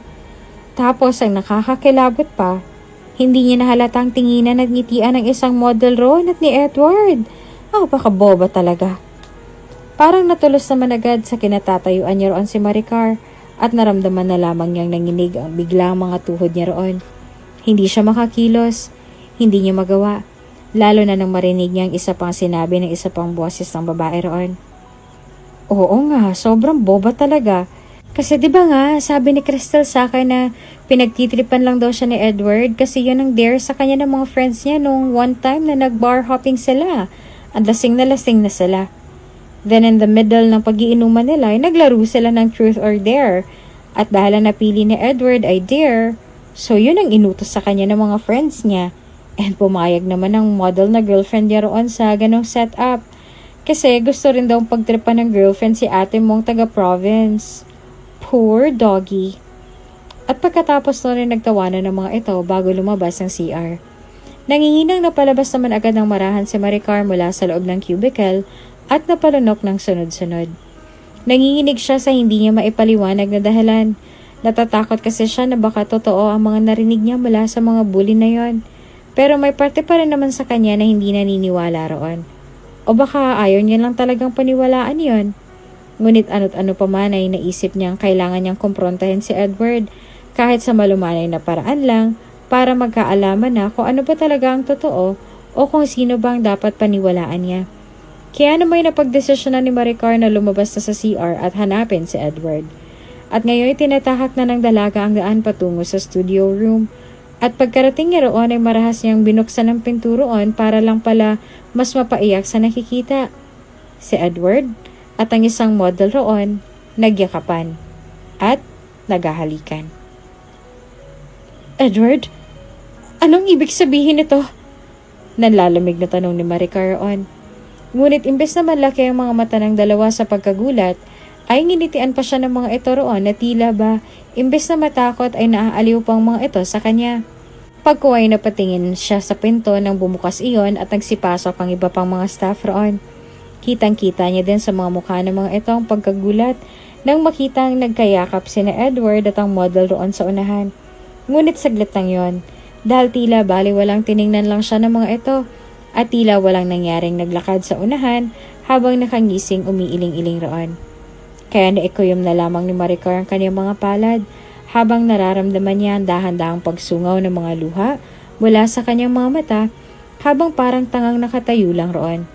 Pakiramdam niya ay pinagkakaisahan siya at napatunayan niya na tamang pakiramdam niya nang magsalita ang isang staff roon. Oh, Edward, parang nahuli niya na kayo ni Chelsea sa akto Kung gano'n, nasabihan mo na ba siya? Nangingiting tanong pa nito kay Edward na tila ay kinatawa naman ng lahat ng tao roon sa studio. Kaya marahang ibinaling ni Maricar ang kanyang tingin kay Edward bago nagsalita. Edward, uulitin ko. Anong ibig sabihin ng nakita ko? At anong ibig niyang sabihin sa kanyang sinabi? Isang kibit balikat na lamang agad na pinakita ni Edward kay Maricar bago tila wala lang rito na sumagot sa kanya. Well, sabihin na lang natin na pinagtitripan ka lang namin kasi mukha ka talagang inosente sa mga bagay-bagay Mukha ka ring ignorante. Kaya ako yung naatasan para sukatin kung hanggang saan ang kaignorantehan mo at kainosentehan mo. At napagtanto kong wala palang hangganan yon. Dahil mantakin mo nga sa unang date natin, nalaman ko kaagad na kahit pagsakay sa elevator, hindi mo alam kung paano. Sa loob ng elevator, hindi mo alam kung alin ang pipindutin doon para umakyat pataas o bumaba ng elevator. Tapos ang nakakatawa sa lahat, di pagsakay mo sa escalator, hindi mo rin alam. Parang natatakot yung ihakbang ang mga paa mo para makaakyat ka na. Jeez, hindi ko alam kung saan ko nilagay ang hiya ko noon na tulungan ka na lang makaakyat habang tinitingnan ako ng mga tao. Nasabi ko tuloy sa sarili ko that time na ayoko na. Nasusuko na ako sa dare kasi hindi ko na kaya. Pero syempre naisip ko na baka meron ka pang hindi alam kaya pinilit ko pa rin ang sarili ko na manatili sa nakakasukang relasyon natin. Kahit sukang-suka na ako na pagtatatawagin kitang babe o pagtatawagin mo akong babe o pagsasabihan mo ako ng mahal mo ko. Talagang nagsisitayuan ang mga balahibo ko noon. Kasi feel na feel mong moment eh. Pero salamat pa rin sa panlilibre mo lagi sa akin habang pinipeke kita. Kasi nabibili ko lahat ng gusto ko para sa girlfriend ko eh. Naiipon ko kasi ang mga pera ko pag nililibre mo ako. Halimbawa, yung mga damit na gusto kong bilhin. Pero syempre, hindi ko mabilis mabili agad kasi uunahin ko muna yung gusto ng honey ko eh. Pero dahil sa'yo, nasa akin na lahat ng gusto ko. So thank you. Thank you, thank you. Hulog talaga sa buhay ko ang isang ignoranting negra na katulad mo. Pagkasabi ni Edward noon ay napuno ng impit na tawanan ng loob ng studio. At si Maricar naman ng mga sandaling yon ay halos hindi na makahinga sa natuklasan. Sobrang sikip ng dibdib niya at pakiramdam niya ay parang hindi niya na kaya pang magtagal roon. Pero sinika pa rin niyang ipunin ang natitirang lakas ng loob ng kanyang dibdib bago mahinang nagsalita. Niloko mo ko, Edward. Niloko mo ko. Akala ko mahal mo talaga ako. Akala ko interesado ka talaga sa akin. Ang akala ko, gusto mo talaga akong kaibiganin. Yun pala, mali lahat ng pag-aakala ko. Yun pala, tama yung mga senyales na pilit kumukontra sa isipan ko. Pero pinili ko lang na huwag pansinin dahil naniniwala talaga ako sa mga dahilan mo. Kung bakit hindi mo ginagawa sa akin ng ganito, ganyan. Naniwala ako sa'yo dahil mahal kita. Kasi akala ko talaga iba ka. Na may respeto ka nga talaga sa akin. Hindi tulad nila. Pero ngayon na nilabas mo ng totoong kulay mo. Napagtanto ko, harap-harapan mo naman pala ako niloloko. Paglalabas si Maricar sa tunay na saloobin niya ng mga sandaling yon para kay Edward. Subalit imbes na matakot ay tila mas lalo pang natawa si Edward sa kanyang sinabi dahil tumawa agad ito ng malakas roon na umalingaw-ngaw talaga sa buong studio bago nakangisi ng mapang-insulto at saka nagsalita. So, sa tingin mo talaga karespe-respeto ka? Putz. Sa postura mong yan na parang losyang namanang? Sa kilos mong yan? Sa pananalita mong yan? Damn it. Kahit pa siguro sabihin mo na ikaw ang magna cum laude sa university na pinapasukan niyo dati, hindi ka pa rin karespe-respeto sa mga mata ko. Bakit? Dahil wala sa itsura na karapat dapat kang respetuhin. Hoy, Ale. Nasa modernong mundo ka na. Nasa syudad ka na. Abay, dapat matuto ka ng makisabay sa mga bagay-bagay dito. Hindi yung kung anong nakalakihan mong pormahan sa bukid nyo sa probinsya, dadalhin mo rin dito. Ika nga learn to swim with sharks. Hindi yung parang iniisip mo pa rin ng mga botete pa rin ng mga kalanguyan mo dito. Kasi Ale, ang pamamaraan sa syudad at probinsya ay magkaiba. Huwag mo na kasing dalhin ang pagka-probinsyana mo dito para respetuhin ka rin ng mga katrabaho mo rito. Hindi porket utosan ka lang dito magpapakalosyang ka na talaga. At alam niyo guys, sabi niya pa sa akin one time na nagtatampo raw siya sa inyo kasi halatang inaapi-api niyo siya. Pero naiintindihan rin naman daw niya kayo kasi hindi pa raw kayo lubusang magkakilala. Na napapatawad naman raw niya kayo lagi. Kasi napapasaya ko naman raw siya. Kaso ka. Diring-diri ako sa'yo that time, Maricar. Kasi para ka talagang inosenteng bata kung mag-isip at magsalita. Idagdag pa ang halos gusto mong topic natin ay ang mahirap na pamilya mo. Putz, wala akong paki sa pamilya mo Pagsama-sama na lang kayong mga mahihirap na losyang.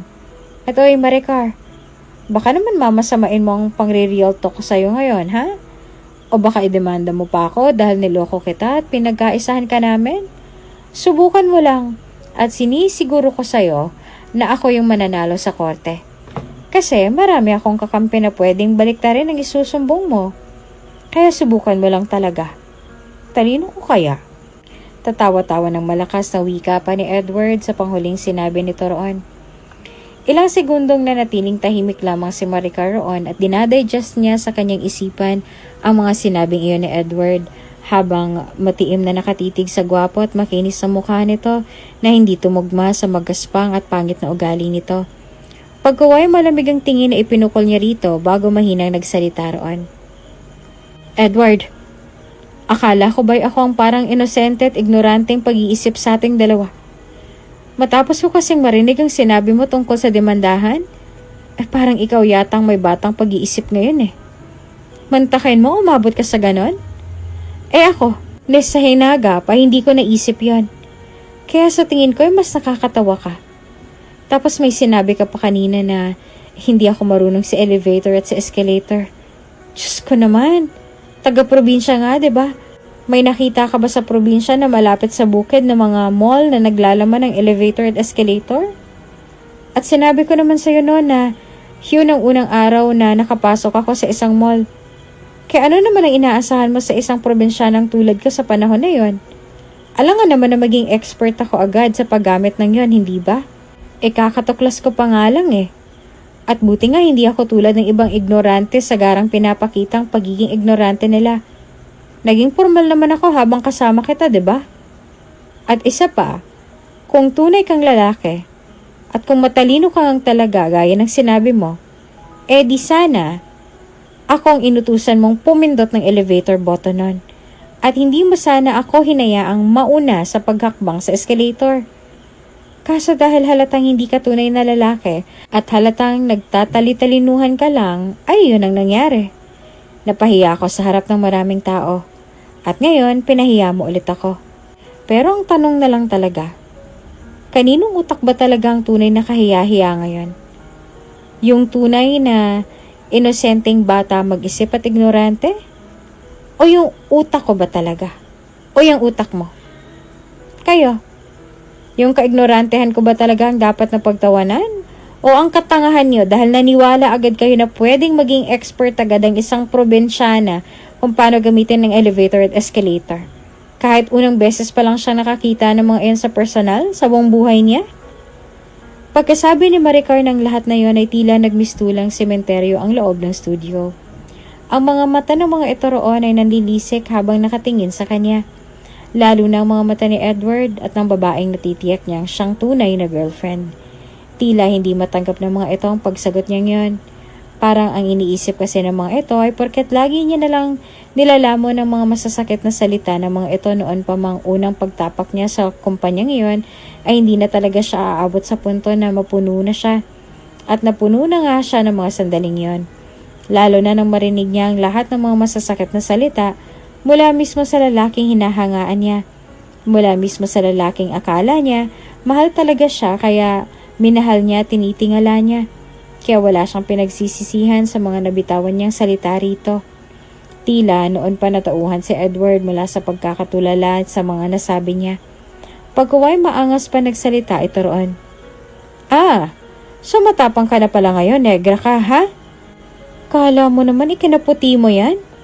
Wika pa nito tumawa roon na halatang napipilitan lang. Na tila ba upang maibalik lang nito ang yabang nito sa katawan na marahil ay saglit na nawala sa mga binitawan niyang insulto rito. Mas lumamig pang lalo ang mga tingin ni Maricar kay Edward ng mga sandaling yon dahil sa kababawan ng mga sinabi nito. Pagkuway iiling-iling na ngumiti siya roon at may malamig na ngiti sa mga labing tumugon siya rito. Alam mo Edward, inaamin kong minsan sa buhay ko'y hinangaan kita. Pero ngayon, sa ipinapakita mo sa akin ay masasabi kong hindi na. Kasi mas magagawa ko pa sigurong respetuhin ang isang hayop sa lansangan na marami ng sugat sa balat dahil wala nang nag-aalaga. Kesa naman sa isang tao na tulad mo na hindi marunong rumespeto sa kapwa-tao. Kung sa tingin mo ay mababang uri kumpara sa'yo. Pero okay lang yun, Edward. At kayong lahat dito. Hindi ko kayo iiwasan. Hindi rin naman kasi ako pwedeng umalis sa trabahong to. Kasi gaya nga ng sinabi ko sa'yo noon, Edward, hindi ko pa natutupad ang mga pangarap ko para sa pamilya ko. Kaya hindi pa ako aalis dito. Kahit pa sobra-sobra ng pagkapahiyang pinaranas niyo sa akin ngayon. Kahit sobrang sakit na, hindi ako aatas. Kasi ang isang inosente, At ignoranteng tulad ko ay may pangarap para sa ikabubuti ng pamilya ko. At alam kong pagsubok lang to sa pagkamit ng pangarap ko sa buhay. Kaya huwag kayong mag-alala. Kung iniisip niyong idedemanda ko kayo o ikaw, Edward, hindi ko gagawin yan. At isa pa, kaya ko rin kumilos na parang walang nangyari ngayong araw. Kaya tuloy ang shooting sa araw na to. Utusan niyo pa rin ako, kasi trabaho ko yun dito. Umakto rin kayong parang walang nangyari kasi balita ko, ngayong araw ang pagbabalik ng CEO natin dito. Kaya ibig sabihin nun, kailangan maging maayos ang trabaho natin para hindi tayo mapagalitan, para hindi siya madidismaya sa atin. Kaya excuse me lang muna, maiiwan ko muna kayo dito. May nakalimutan pala akong dalhin dito mula sa labas. Malamig yung sabi, tumalikod na roon. Pero hindi pa siya nakailang hakbang ay napahinto siya agad at marahang nilingon ulit si Edward bago nagsalita. Alam mo, Edward, sa totoo lang, gustong-gusto na kitang sampalin ngayon. Pero yan na yata ang pinakahuli kong gagawin dito sa mundo. Kasi ayokong masayaran ng kawalang hiyaan at kasamaan ng ugali ang mga palad ko. Nakakatakot ka kasi. Nakakahawa pa naman yan. Malamig na wika ni Maricar at tuluyan ang lumabas sa pinto ng studio. At pagkalabas ni Roon ay agad nagsipataka ng mga luha sa kanyang mga mata na kanina pa niya pinipigilan na huwag lumabas mula sa kanyang mga mata.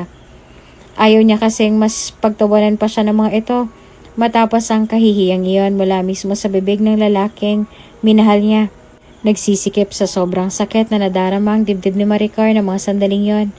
Nahihirapan siyang huminga. Kaya mabilis na siyang umalis roon upang maitago sa mga ito sa paligid ang mga luha niya. Dumiretso siya sa elevator at nagkataong walang tao sa loob, kaya agad siyang lihim na nagpasalamat at pabuntong hiningang pumasok roon at pumindot ng button. At nang nagsimula ng umandar ang elevator ay marahan niya ng pinahiran ng kanyang mga luha. Pero naiinis siya dahil tila wala nang balak na huminto sa pagpatak ang mga luha niya sa kanyang mga pisngi. Kaya mas lalo na paiyak dahil sa pinaghalong bigat ng kanyang kalooban at pagkainis dahil sa kanyang mga luhang ayaw tumigil sa pagtulo ng mga oras na yon. At dahil sa sobrang sakit na kanyang nararamdaman ng mga sandaling yon, ay napahugulgol na lang si Maricar ng malakas. Humagulhol siya ng humagulhol habang dahan-dahan siyang dumadaos-dos pababa hanggang sa napasalampak na siya sa pagkakaupo sa malamig na sahig ng elevator roon habang nakatakip pa rin ang kanyang mga palad sa kanyang mukha. Noon naman biglang bumukas ang pinto ng elevator at narinig niya ang agarang pagsara ulit niyon. Pagkuway nakarinig siya ng isang malalim na boses ng isang lalaki na tila nag-aalala sa kanya roon. Miss, are you okay? Agad namang napakurap-kurap si Maricar at mabilis na nagpahid ng kanyang mga luha roon gamit ang kanyang mga palad.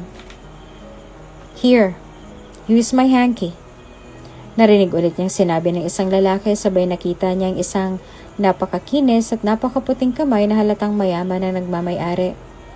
Pagkaway nakita niya rin ng isang kulay sky blue na panyo na siyang hawak nito roon, kaya marahang nahigit ni Maricar ang kanyang hininga bago nakayuko nagsalita. Hindi na po. Wala naman po akong mga luha. Napahiran ko na po lahat. Magalang na wika ng dalaga sa estrangherong lalaki na hindi pa niya nakita ang mukha. Narinig naman niyang napatawa ito na mahina roon bago tumugon sa kanya. Kung ganon, okay lang ba kung tulungan na kitang makatayo? Sukat sa tanong ng lalaki ay muling napakurap-kurap si Maricar. Lalo na nung nakita niyang pagkuha nito ng panyo sa kamay nitong nasa kanyang harapan at ang unti-unting paglahad ng palad nito roon upang anyayahan siyang makatayo. Pakiramdam to rin ni Maricar ay isa siyang Disney princess sa mga sandaling yon, habang may maginoong prinsipe na nagpapakamagino roon sa kanya. Ngunit dahil hindi siya isang Disney princess, ay hindi niya hinawakan ang palad nito at tumayo na lang siya mag-isa. Pagkuway sisinghot-singhot na tiningnan niya na ang mukha ng lalaking estranghero na sana'y hindi na lang niya ginawa dahil muntik na tuloy siyang mawala ng panimbang roon nang makita niya sa wakas kung gaano kaperpekto at kagwapo ang mukha ng lalaki. Tinitigan niya mabuti ang mukha nito at naisip niyang kung gwapo na ang tingin niya kay Edward, hindi niya akalaing may mas gagwapo pa pala rito. Mas makinis, mas maputi, at mas mayaman pang tingnan kesa kay Edward ng 10 ulit. Napakalinis at napakabango rin itong tingnan, lalo ng amoy nito na tila lumuluha sa kanyang ilong ng mga sandaling yon. Pero hindi kagaya ng kay Edward. Parang napaka-approachable tingnan ng lalaki. Palangiti kasi ito. At ang ngiti nito ay masasabi niyang hindi napipilitan lang. Dahil parang tunay ang ngiting yon. Hindi pa kitang tao lamang. Pagkaway natigil lang sa kanyang malalim na pag-iisip si Maricar nang muling marinig itong magsalita. Miss, I can see na natatakot ka sa akin. So I just want to let you know that I am completely harmless. So, you're safe with me, okay? Tinitigan naman ulit ni Maricar ang napaka-perpektong hugis sa mukha nito bago marahang tumangu-tangu rito at bahagyang nginitian nito at saka bahagyang niyukuan nito. Nakita naman ni Maricar na mas napangiting lalo ang lalaki bago tumikim na nagsalita.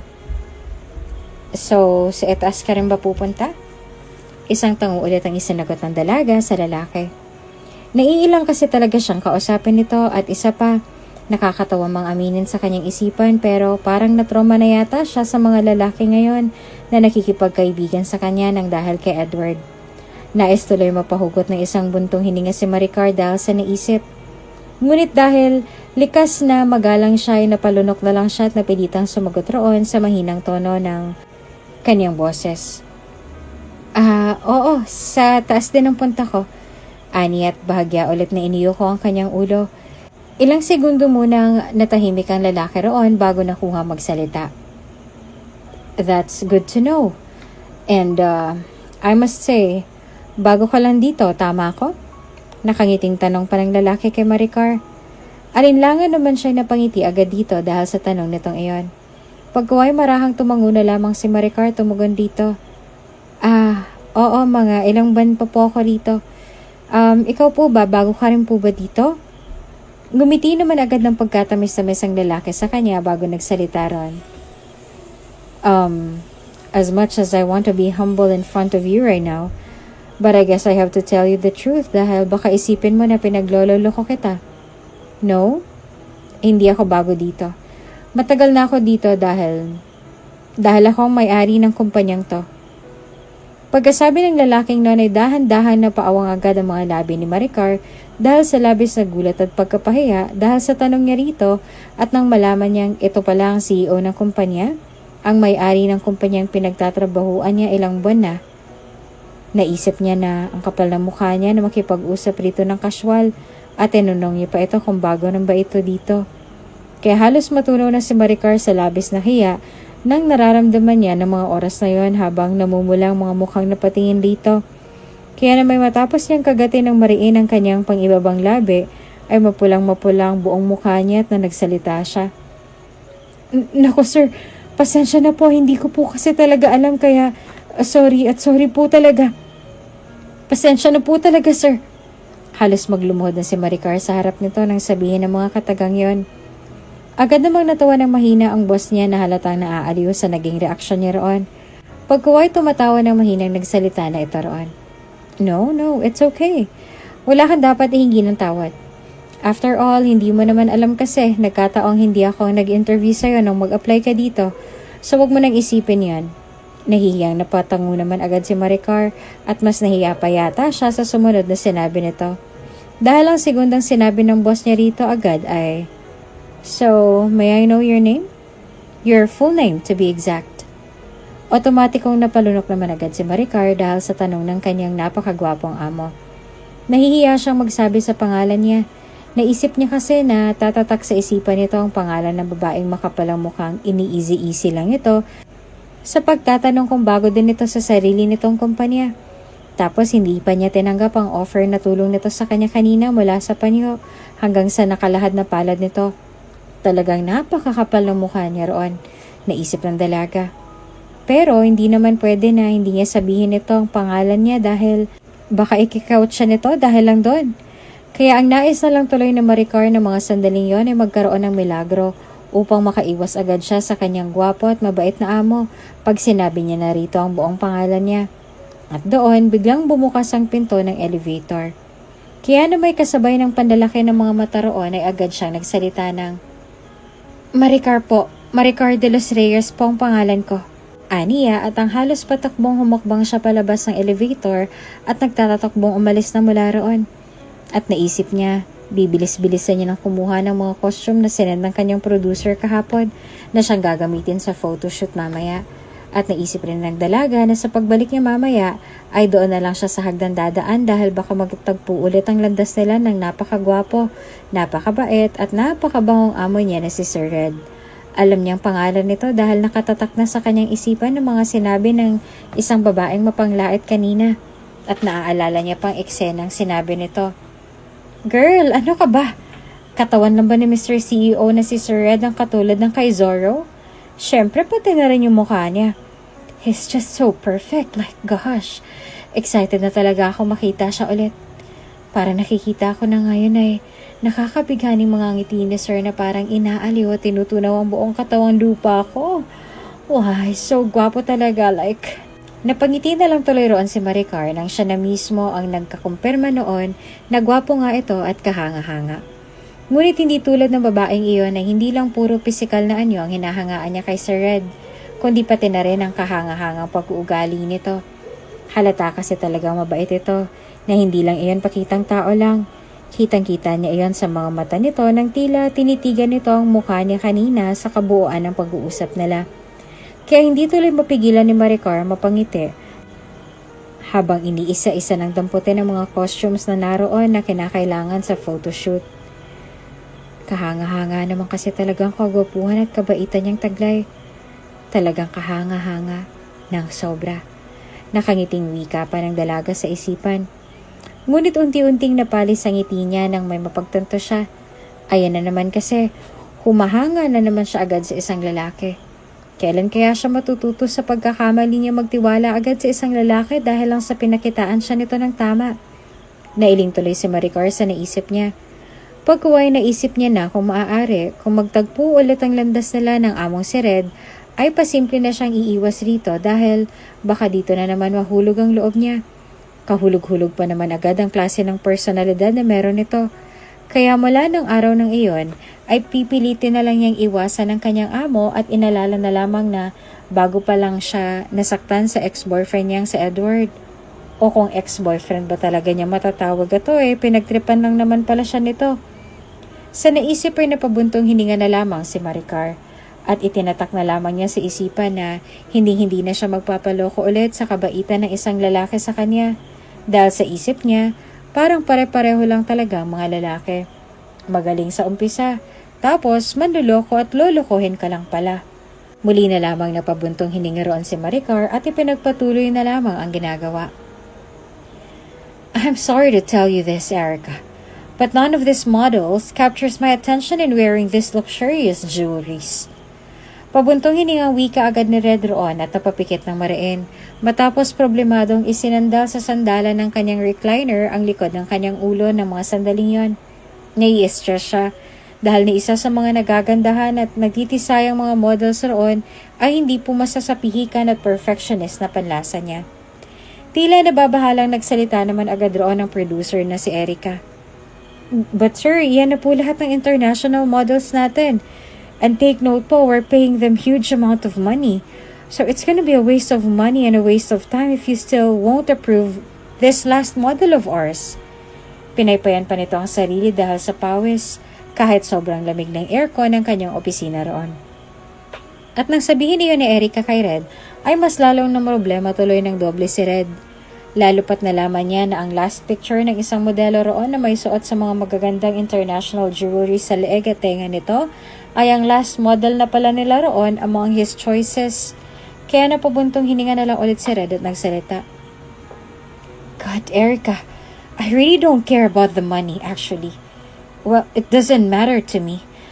But the models do. Wala talagang pumasa sa standards ko. And Erica, di ba sinabi ko na sa'yo na find some models or even one model who's perfect fit for this international jewelry that offers fascinating luxuries. And then you brought me these kind of models, and worst, we're running out of time. Muli na pahugot ng malalim na hininga si Red roon na sinagot rin si Erica ng mas malalim na buntong hininga pa bago sumagot. I'm sorry, Sir Red, but don't worry, sir. I'll make this work before time. Pagtutulungan namin ng buong staff ito, sir. Hindi naman agad tumugon si Red roon. Nag-isip siya ng malalim. Naisip niya kasi, hindi kasi pwede na iasa niya lang kay Erica iyon o sa mga staff niya. Dapat ay may gagawin din siya para masolusyonan ang problema nilang yon. Tinignan niya ulit ang mga larawan ng mga modelo. Puro tisay ang mga ito kaya para sa kanya, common at hindi masyadong ni-emphasize ang mga suot nitong mga jewelries. Kaya kailangan niya ng modelong makaka-emphasize ng mga mamahalin at kakaibang mga jewelry na iyon. Kailangan niya ng kabaliktaran ng mga tisay na kulay ng balat. In short, kailangan niya ng isang morenang modelo na kayang magpaamo ng mukha and at the same time ay kaya rin ng fierce look na hindi makikitang napipilitan lang roon. Kaya napatango agad si Red at napaisip, saan naman kaya siya hahanap ng isang modelong tulad na nasa isip niya? Mahabang katahimikan ang nangyari, hanggang sa napapitik siya ng kanyang daliri at biglang nakangiting nagsalita. Erica, kailangan ko ng isang pure morena beauty na modelo na may maamong mukha na kaya ring magpaka-fierce look sa harap ng camera. Yan ang magiging solusyon sa problema natin. Napaawang naman agad ang mga labi ng babae bago nakapag-react doon. Pero sir, masyado na yata tayong gahol sa oras para maghanap pa po tayo ng ganyang modelo. Ipapatan na lang siguro natin ang kulay ng mga models natin, sir, para... No, just do as I say. Now, find your co-worker here named Maricar de los Reyes. She is the perfect fit for this job. And I am willing to offer her 5 times the money that we offer to our models. Now find her and tell her that I want to talk to her right here and right now. Abalang-abala pa rin si Maricar sa pagsiserve sa mga staff roon sa loob ng studio kahit halatang naaasiwa na ito sa kanya roon matapos ang nangyari kanina. Si Edward nga ay tila asiwa na rin ang bigyan niya ng snacks roon. Hindi ito makatingin sa kanya ngunit mayabang na nakataas pa rin ang noon nito habang kaakbay ang pairap-irap na girlfriend nitong parang kawayan na sa sobrang kapayatan. Tapos sinusupladahan pa siya nito roon. Napailing na lamang tuloy at napabuntong hininga si Maricar nang maalala niya ang nangyari kanina. Pagkaway napapitlag siya nang biglang may tumawag sa pangalan niya mula sa kanyang likuran. Hoy Maricar, pinapatawag ka ni Sir Red. May mahalaga raw siyang sasabihin sa'yo. Kaya tumayo ka na dyan at dadaling kita sa office niya ngayon din mismo. Sa lubong ang mga kilay na wika pa ni Ma'am Erica niya at nakaismid na tiningnan siya mula ulo hanggang paa. Ngunit hindi na iyon mahalaga kay Erica ng mga sandaling yon. Dahil mas nangingibabaw sa kanya ang pagtataka kung bakit siya ipinapatawag ng amo nilang si Sir Red sa mga sandaling yon. Kaya kukurap-kurap na tumingin na lamang siya rito at napatangu-tangu ng marahan doon. Come in, wika na isang malalim at baritonong boses mula sa isang tila maliit na speaker sa labas ng malaking opisinang yon matapos pumindot si Ma'am Erica ng isang button roon sa labas. Pumasok na siya sa loob kasama si Ma'am Erica at nang tuluyan na siya nakapasok, nang malamig at maaliwalas na opisina ng kanyang among si Red ay mas lalong lumamig tuloy ang pakiramdam niya. Nanlalamig na nga siya kanina dahil sa kaba kung bakit siya nito pinatawag matapos ang pagtakbo niya palayo rito kanina. Ayon at nadagdagan pa ang panlalamig ng katawan niya. Nais tuloy mapabuntong hininga si Maricar doon na tinatahak ng kanyang isipan. Lalo pat imbes na gusto niyang umiwas rito ay tila nagbibiro pa ang pagkakataon sa kanya dahil talagang pinatawag pa siya nito doon. Pakiramdam tuloy niya ay pinagpapawisan siya kahit sobrang lamig ng aircon sa opisina nito. Sir, nandito na po si Maricar. Nataunan naman ng dalaga ng marinig niyang boses na Ma'am Erica niya sa mga sandaling yon. Narinig din niyang masiglang pagtugon agad ni Sir Red niya rito. Okay, thank you Erica. You may now take your leave. Wika nito at iyon ang ginawa ng producer. Kaya naiwan na lamang siya roon kasama ang nakangiting amo niya noon. Oy, tila pa, giliw na nakatingin sa kanya at nagsalita ulit. Now come here and have a seat, Maricar. May importante akong sasabihin sa'yo. Tumalima naman agad siya at agad na nagtanong roon sa mahinang boses. Walang galang naman po, sir. Pero, ano po ba yung importanteng sasabihin niyo sa akin? Agad naman itong sumagot roon matapos humugot ng isang malalim na buntong hininga. Well, Maricar, as you can see, the company is having a fit at this point of time sa pagsushooting ng international jewelries. Milyon-milyon ang deal na to.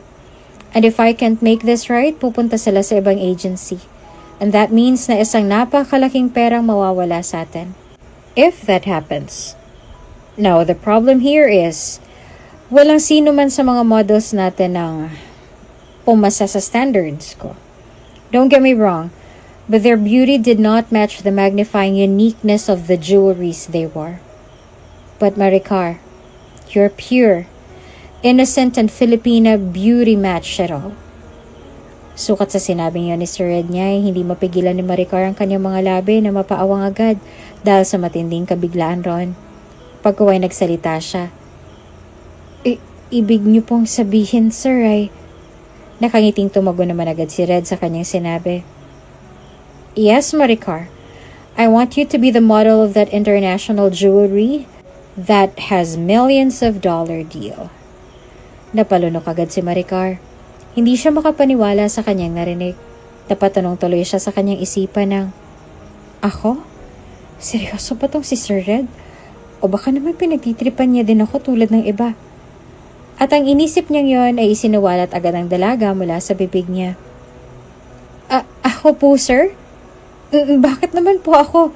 Hindi yun naman po siguro ako pinagtitripan, diba po? Hindi makatingin dito ng diretsyo na wika ni Maricar. Naging dahilan naman iyon upang sumeryoso bigla ang gwapong mukha ni Red bago nagsalita. Maricar, sa sinasabi mong yan ay nahahalata kung wala kang bilib sa sarili mong kagandahan. Na parang hindi ka naniniwalang maganda ka at napaka-unique ng kagandahang taglay mo na agad ko namang napansin kanina noong unang pagkikita natin sa elevator. You have a beauty of a goddess, Maricar. Isang uri ng kagandahan na hindi nakakasawang tingnan dahil bukod sa napakaamo ng mukha mo dinagdagan mo rin ito ng natural na mapilantik mong pilik mata at matangos sa ilong. Meron ka pang natural na mapupulat maninipis na labi. Ang kagandahan mong yan ay isang uri ng ganda na hindi kailangan pang maglagay ng makapal na makeup sa mukha para mas maging kahanga-hanga kang tingnan. At yan ang uri ng ganda na hinahanap-hanap ko para sa photoshoot na ito. I need this photoshoot to be glamorous and captivating. And in order to do that is to have a captivating model like you. Now, I'm offering you 3 million pesos for this one, Maricar. Para hindi naman masayang effort mo sa pagmomodelo sa mga sikat na jewelries na ito. So what it's gonna be, Maricar? Do we have a deal? Nakangiting tanong ni Red at marahang inilahad ang palad nito sa kanya. Tiningnan naman niyo ni Maricar saglit at napaisip ito. 3 milyon kapalit ng pagmomodelo niya. Malaking tulong na yun para makapagpatayo siya ng bahay nila at makapagsimula ulit ng bagong negosyo kahit maliit lang para sa pag-aaral ng kanyang bunsong kapatid. At isa pa, maayos naman ang dahilan nito kung bakit siyang napili nito at kitang-kita niya na sincero ito sa sinasabi nitong iyon sa kanya. Napuno tuloy ng labis na kaligayahan ng puso ng probinsyanang dalaga sa mga sandaling iyon. Kahit anong pilit niyang huwag siyang makaramdam ng tuwa sa sinabi nito. Ngunit hindi pa rin niya napigilan ang sarili, lalo na sa pagngiti niya pabalik rito. Pagkaway marahan na siyang tumango rito at marahan ng tinanggap ang nag-aantay na palad nito roon at ang sabi pa ay, sige po, deal. Napangiti na lang lalo si Red sa sinabing iyon ni Maricar. Nangyari na nga ang gusto ni Red. Naging model nga niya si Maricar roon at masasabi niyang hindi nga siya nagkamali nitong pinili niyang maging modelo dahil talagang bagay na bagay sa Filipina complexion nitong mga jewelries na isuot nito. Bumagay rin kay Maricar ang simpleng makeup nito at magagandang damit na siya mismo ang pumili para dito. Kaya naman napuno ng kagalakan ng puso ni Red sa mga sandaling yon habang nakatingin sa napakaganda at napaka-inosenteng mukha ni Maricar habang pinipicturean nito. At nang magtama ang mga mata nilang dalawa ay agad nga nitong nginitian ng matamis at napansin niyang mabilis na ikinatingin nito sa ibang direksyon habang tila namumula ang mga pisngi nito. Mas lalo tuloy na pangiti ang binata roon. Alam niya at ramdam niya. Naapektuhan niyang damdamin ni Maricar. Hindi sa nagmamayabang siya pero kasi lalaki siya at alam niya ang uri ng tingin ng mga babae. Pero aaminin niya rin namang apektado rin siya kay Maricar na naaapektuhan nito ang buong pagkatao niya sa kagandahan at pagiging mahiyain nito. Gusto niya ang dalaga sa totoo lang at gusto niyang mapalapit rito. Pero ang tanong, paano? Kung napapansin niya na kaunting lapit niya lang rito ay tila umiiwas na ito. Samantala, nabalot naman ng sobrang saya ang puso roon ng dalagang si Maricar. Bukod kasi sa paminsan-minsan tinginan nila noon ng amo niyang si Sir Red, ay naaaliw rin siya sa mga reaksyon ng mga katrabaho niya roon na halatang napapahiyat habang nakatingin sa kanya ng pinipicture ng photographer. Lalo na si Edward, nahalata niya sa mukha nitong pagkapahiya dahil siya na ang naging modelo at hindi na ang girlfriend nito. At nang matapos ang photoshoot at pagkaalis roon ni Sir Red, ay nagulat na lamang siya ng isa-isang nagsorry ang mga ito sa kanya, lalo na si Edward. Natauhan na raw ito sa sinabi niya at nahihiya na raw ito sa kanya. Lalo pat ang isang tulad niya na binubuli ng mga itong nagustuhan ni Sir Red na magmodelo sa napakasikat na international jewelry na yon. Napatawad na rin naman agad niya mga ito. Hindi niya kasi ukaling magtanim ng galit sa kapwa. Yun ang turo sa kanya ng mga magulang niya. De bale na raw mahirap, basta mabuting tao. At yon ang laging tinatak ni Maricar sa isipan niya. Kinabukasan matapos ang photoshoot nila ay nagulat din si Maricar nang malaman niyang pinapatawag ulit siya ni Red. Kaya dumiretso agad siya sa opisina nito para lang mapaluha sa tuwa nang malaman. Maricar, they loved it! Our clients loved your face and they want you to be their model again for their new product. And Maricar, this is such a huge opportunity for you. Stepping stone mo na to dahil malay mo, para ka talaga dito sa trabahong to. And if you have doubts again, always remember that there are lots of people out there who believe in you, who adore you. At isa na ako sa mga taong yan. Sinserong wika ni Red na mas masuyong ngiti sa mga labi nito na naging dahilan upang agad humapdi ang bawat sulok ng mga mata ni Maricar ng mga sandaling yon. Pagkaway naiiyak na nagsalita siya sa garalgal na boses. Salamat po sir. Napakasaya ko po ngayon. Dahil po sa inyo may mga pintunan ng oportunidad na bumubukas para sa akin. Kaya maraming salamat po sir. Umiiyak na wika ni Maricar at nagulat pa nga siya dahil naramdaman niyang biglang pagyakap ni Red sa kanya at tinapik-tapik ang kanyang likuran na para bang pinapakalma siya sabay sabing, Maricar, you deserve it. Kaya magmula ngayon, huwag mo nang idaw ng sarili mo. Maniwala ka sa kakayahan mo at uulitin ko, deserve mo yan. At dahil dyan, bibigyan kita ng 10 days leave para makapag-unwind bilang pasasalamat ko sa'yo dahil ikaw ang naging daan upang mapabilib ulit ang mga clients natin sa kumpanyang to. So tell me, where do you want to unwind and I'll make it happen? Agad namang napakalas mula sa pagkakayakap si Maricar kay Red at may luha sa mga matang nagsalita. Talaga po? Kung ganun po sir, gusto ko po sanang umuwi sa probinsya namin at doon po ako manatili sa loob ng 10 araw. Magiliw niyang sabi na agad ring ikinatuwa ng gwapong mukha nito bago sumagot. In that case, sasama ako sa'yo. Napakurap-kurap naman agad si Maricar bago nagtatakang tumugon sa kanyang pos. Po? Bakit naman po? Napatikim naman agad si Red sa tanong na iyon at nagsalita ng mahina at seryosong tono ang boses nito.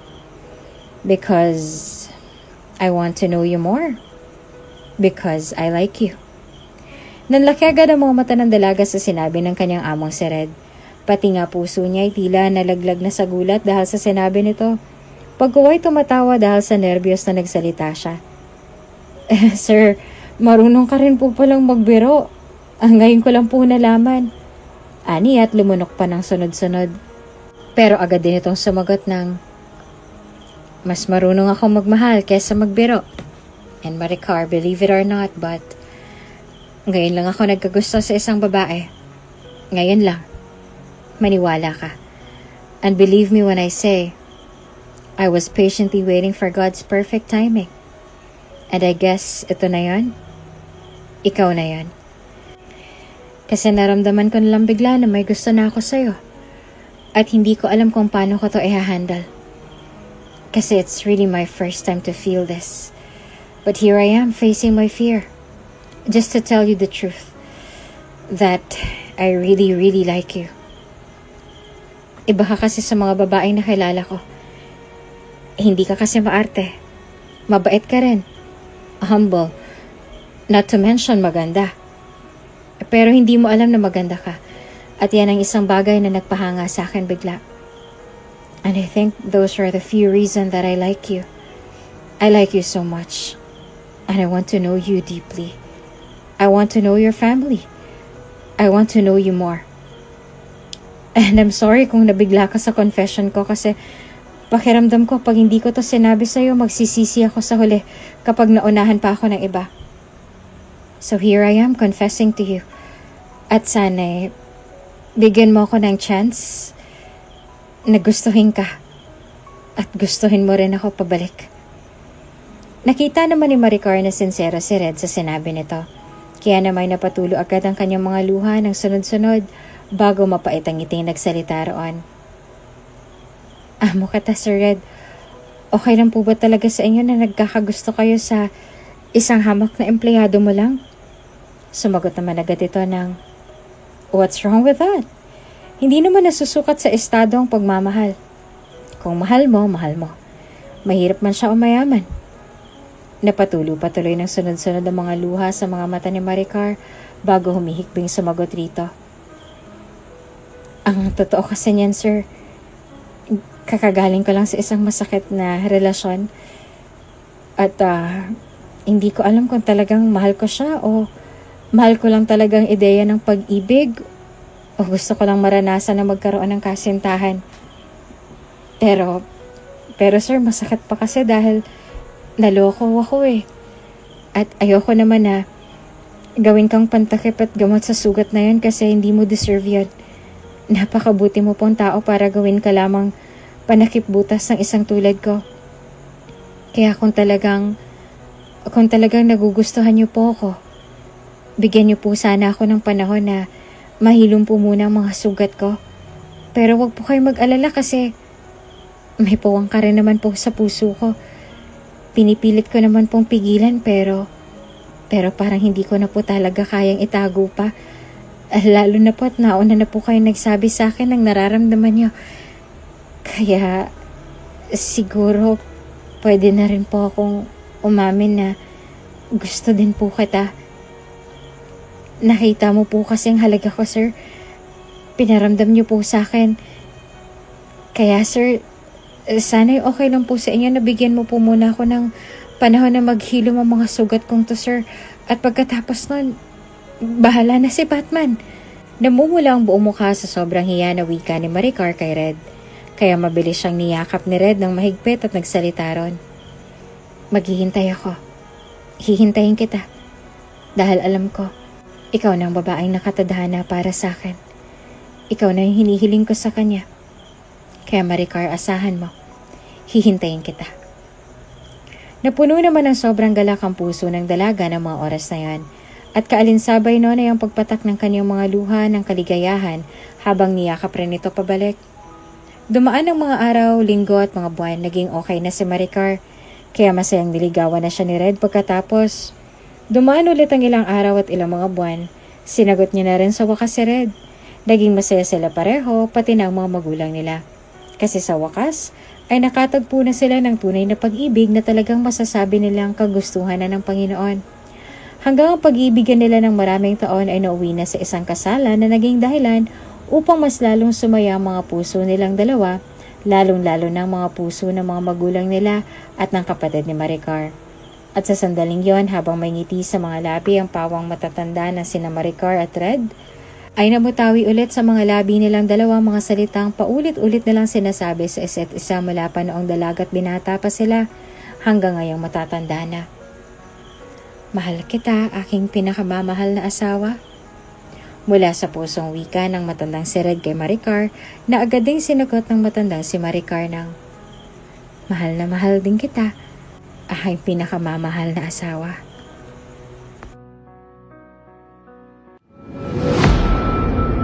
Kung bago ka pa lang sa channel na ito, Ate Jane TV, huwag kalimutang pindutin ang notification bell and subscribe button. Sana po hindi naman malaking abala sa inyo ang pagpindot ng subscribe button dahil ang kapalit po nito ay ang pagsuporta para makapag-produce ng mga libreng stories sa mga channels ni Ate Jane. Maraming salamat! Well, Maricar, as you can see,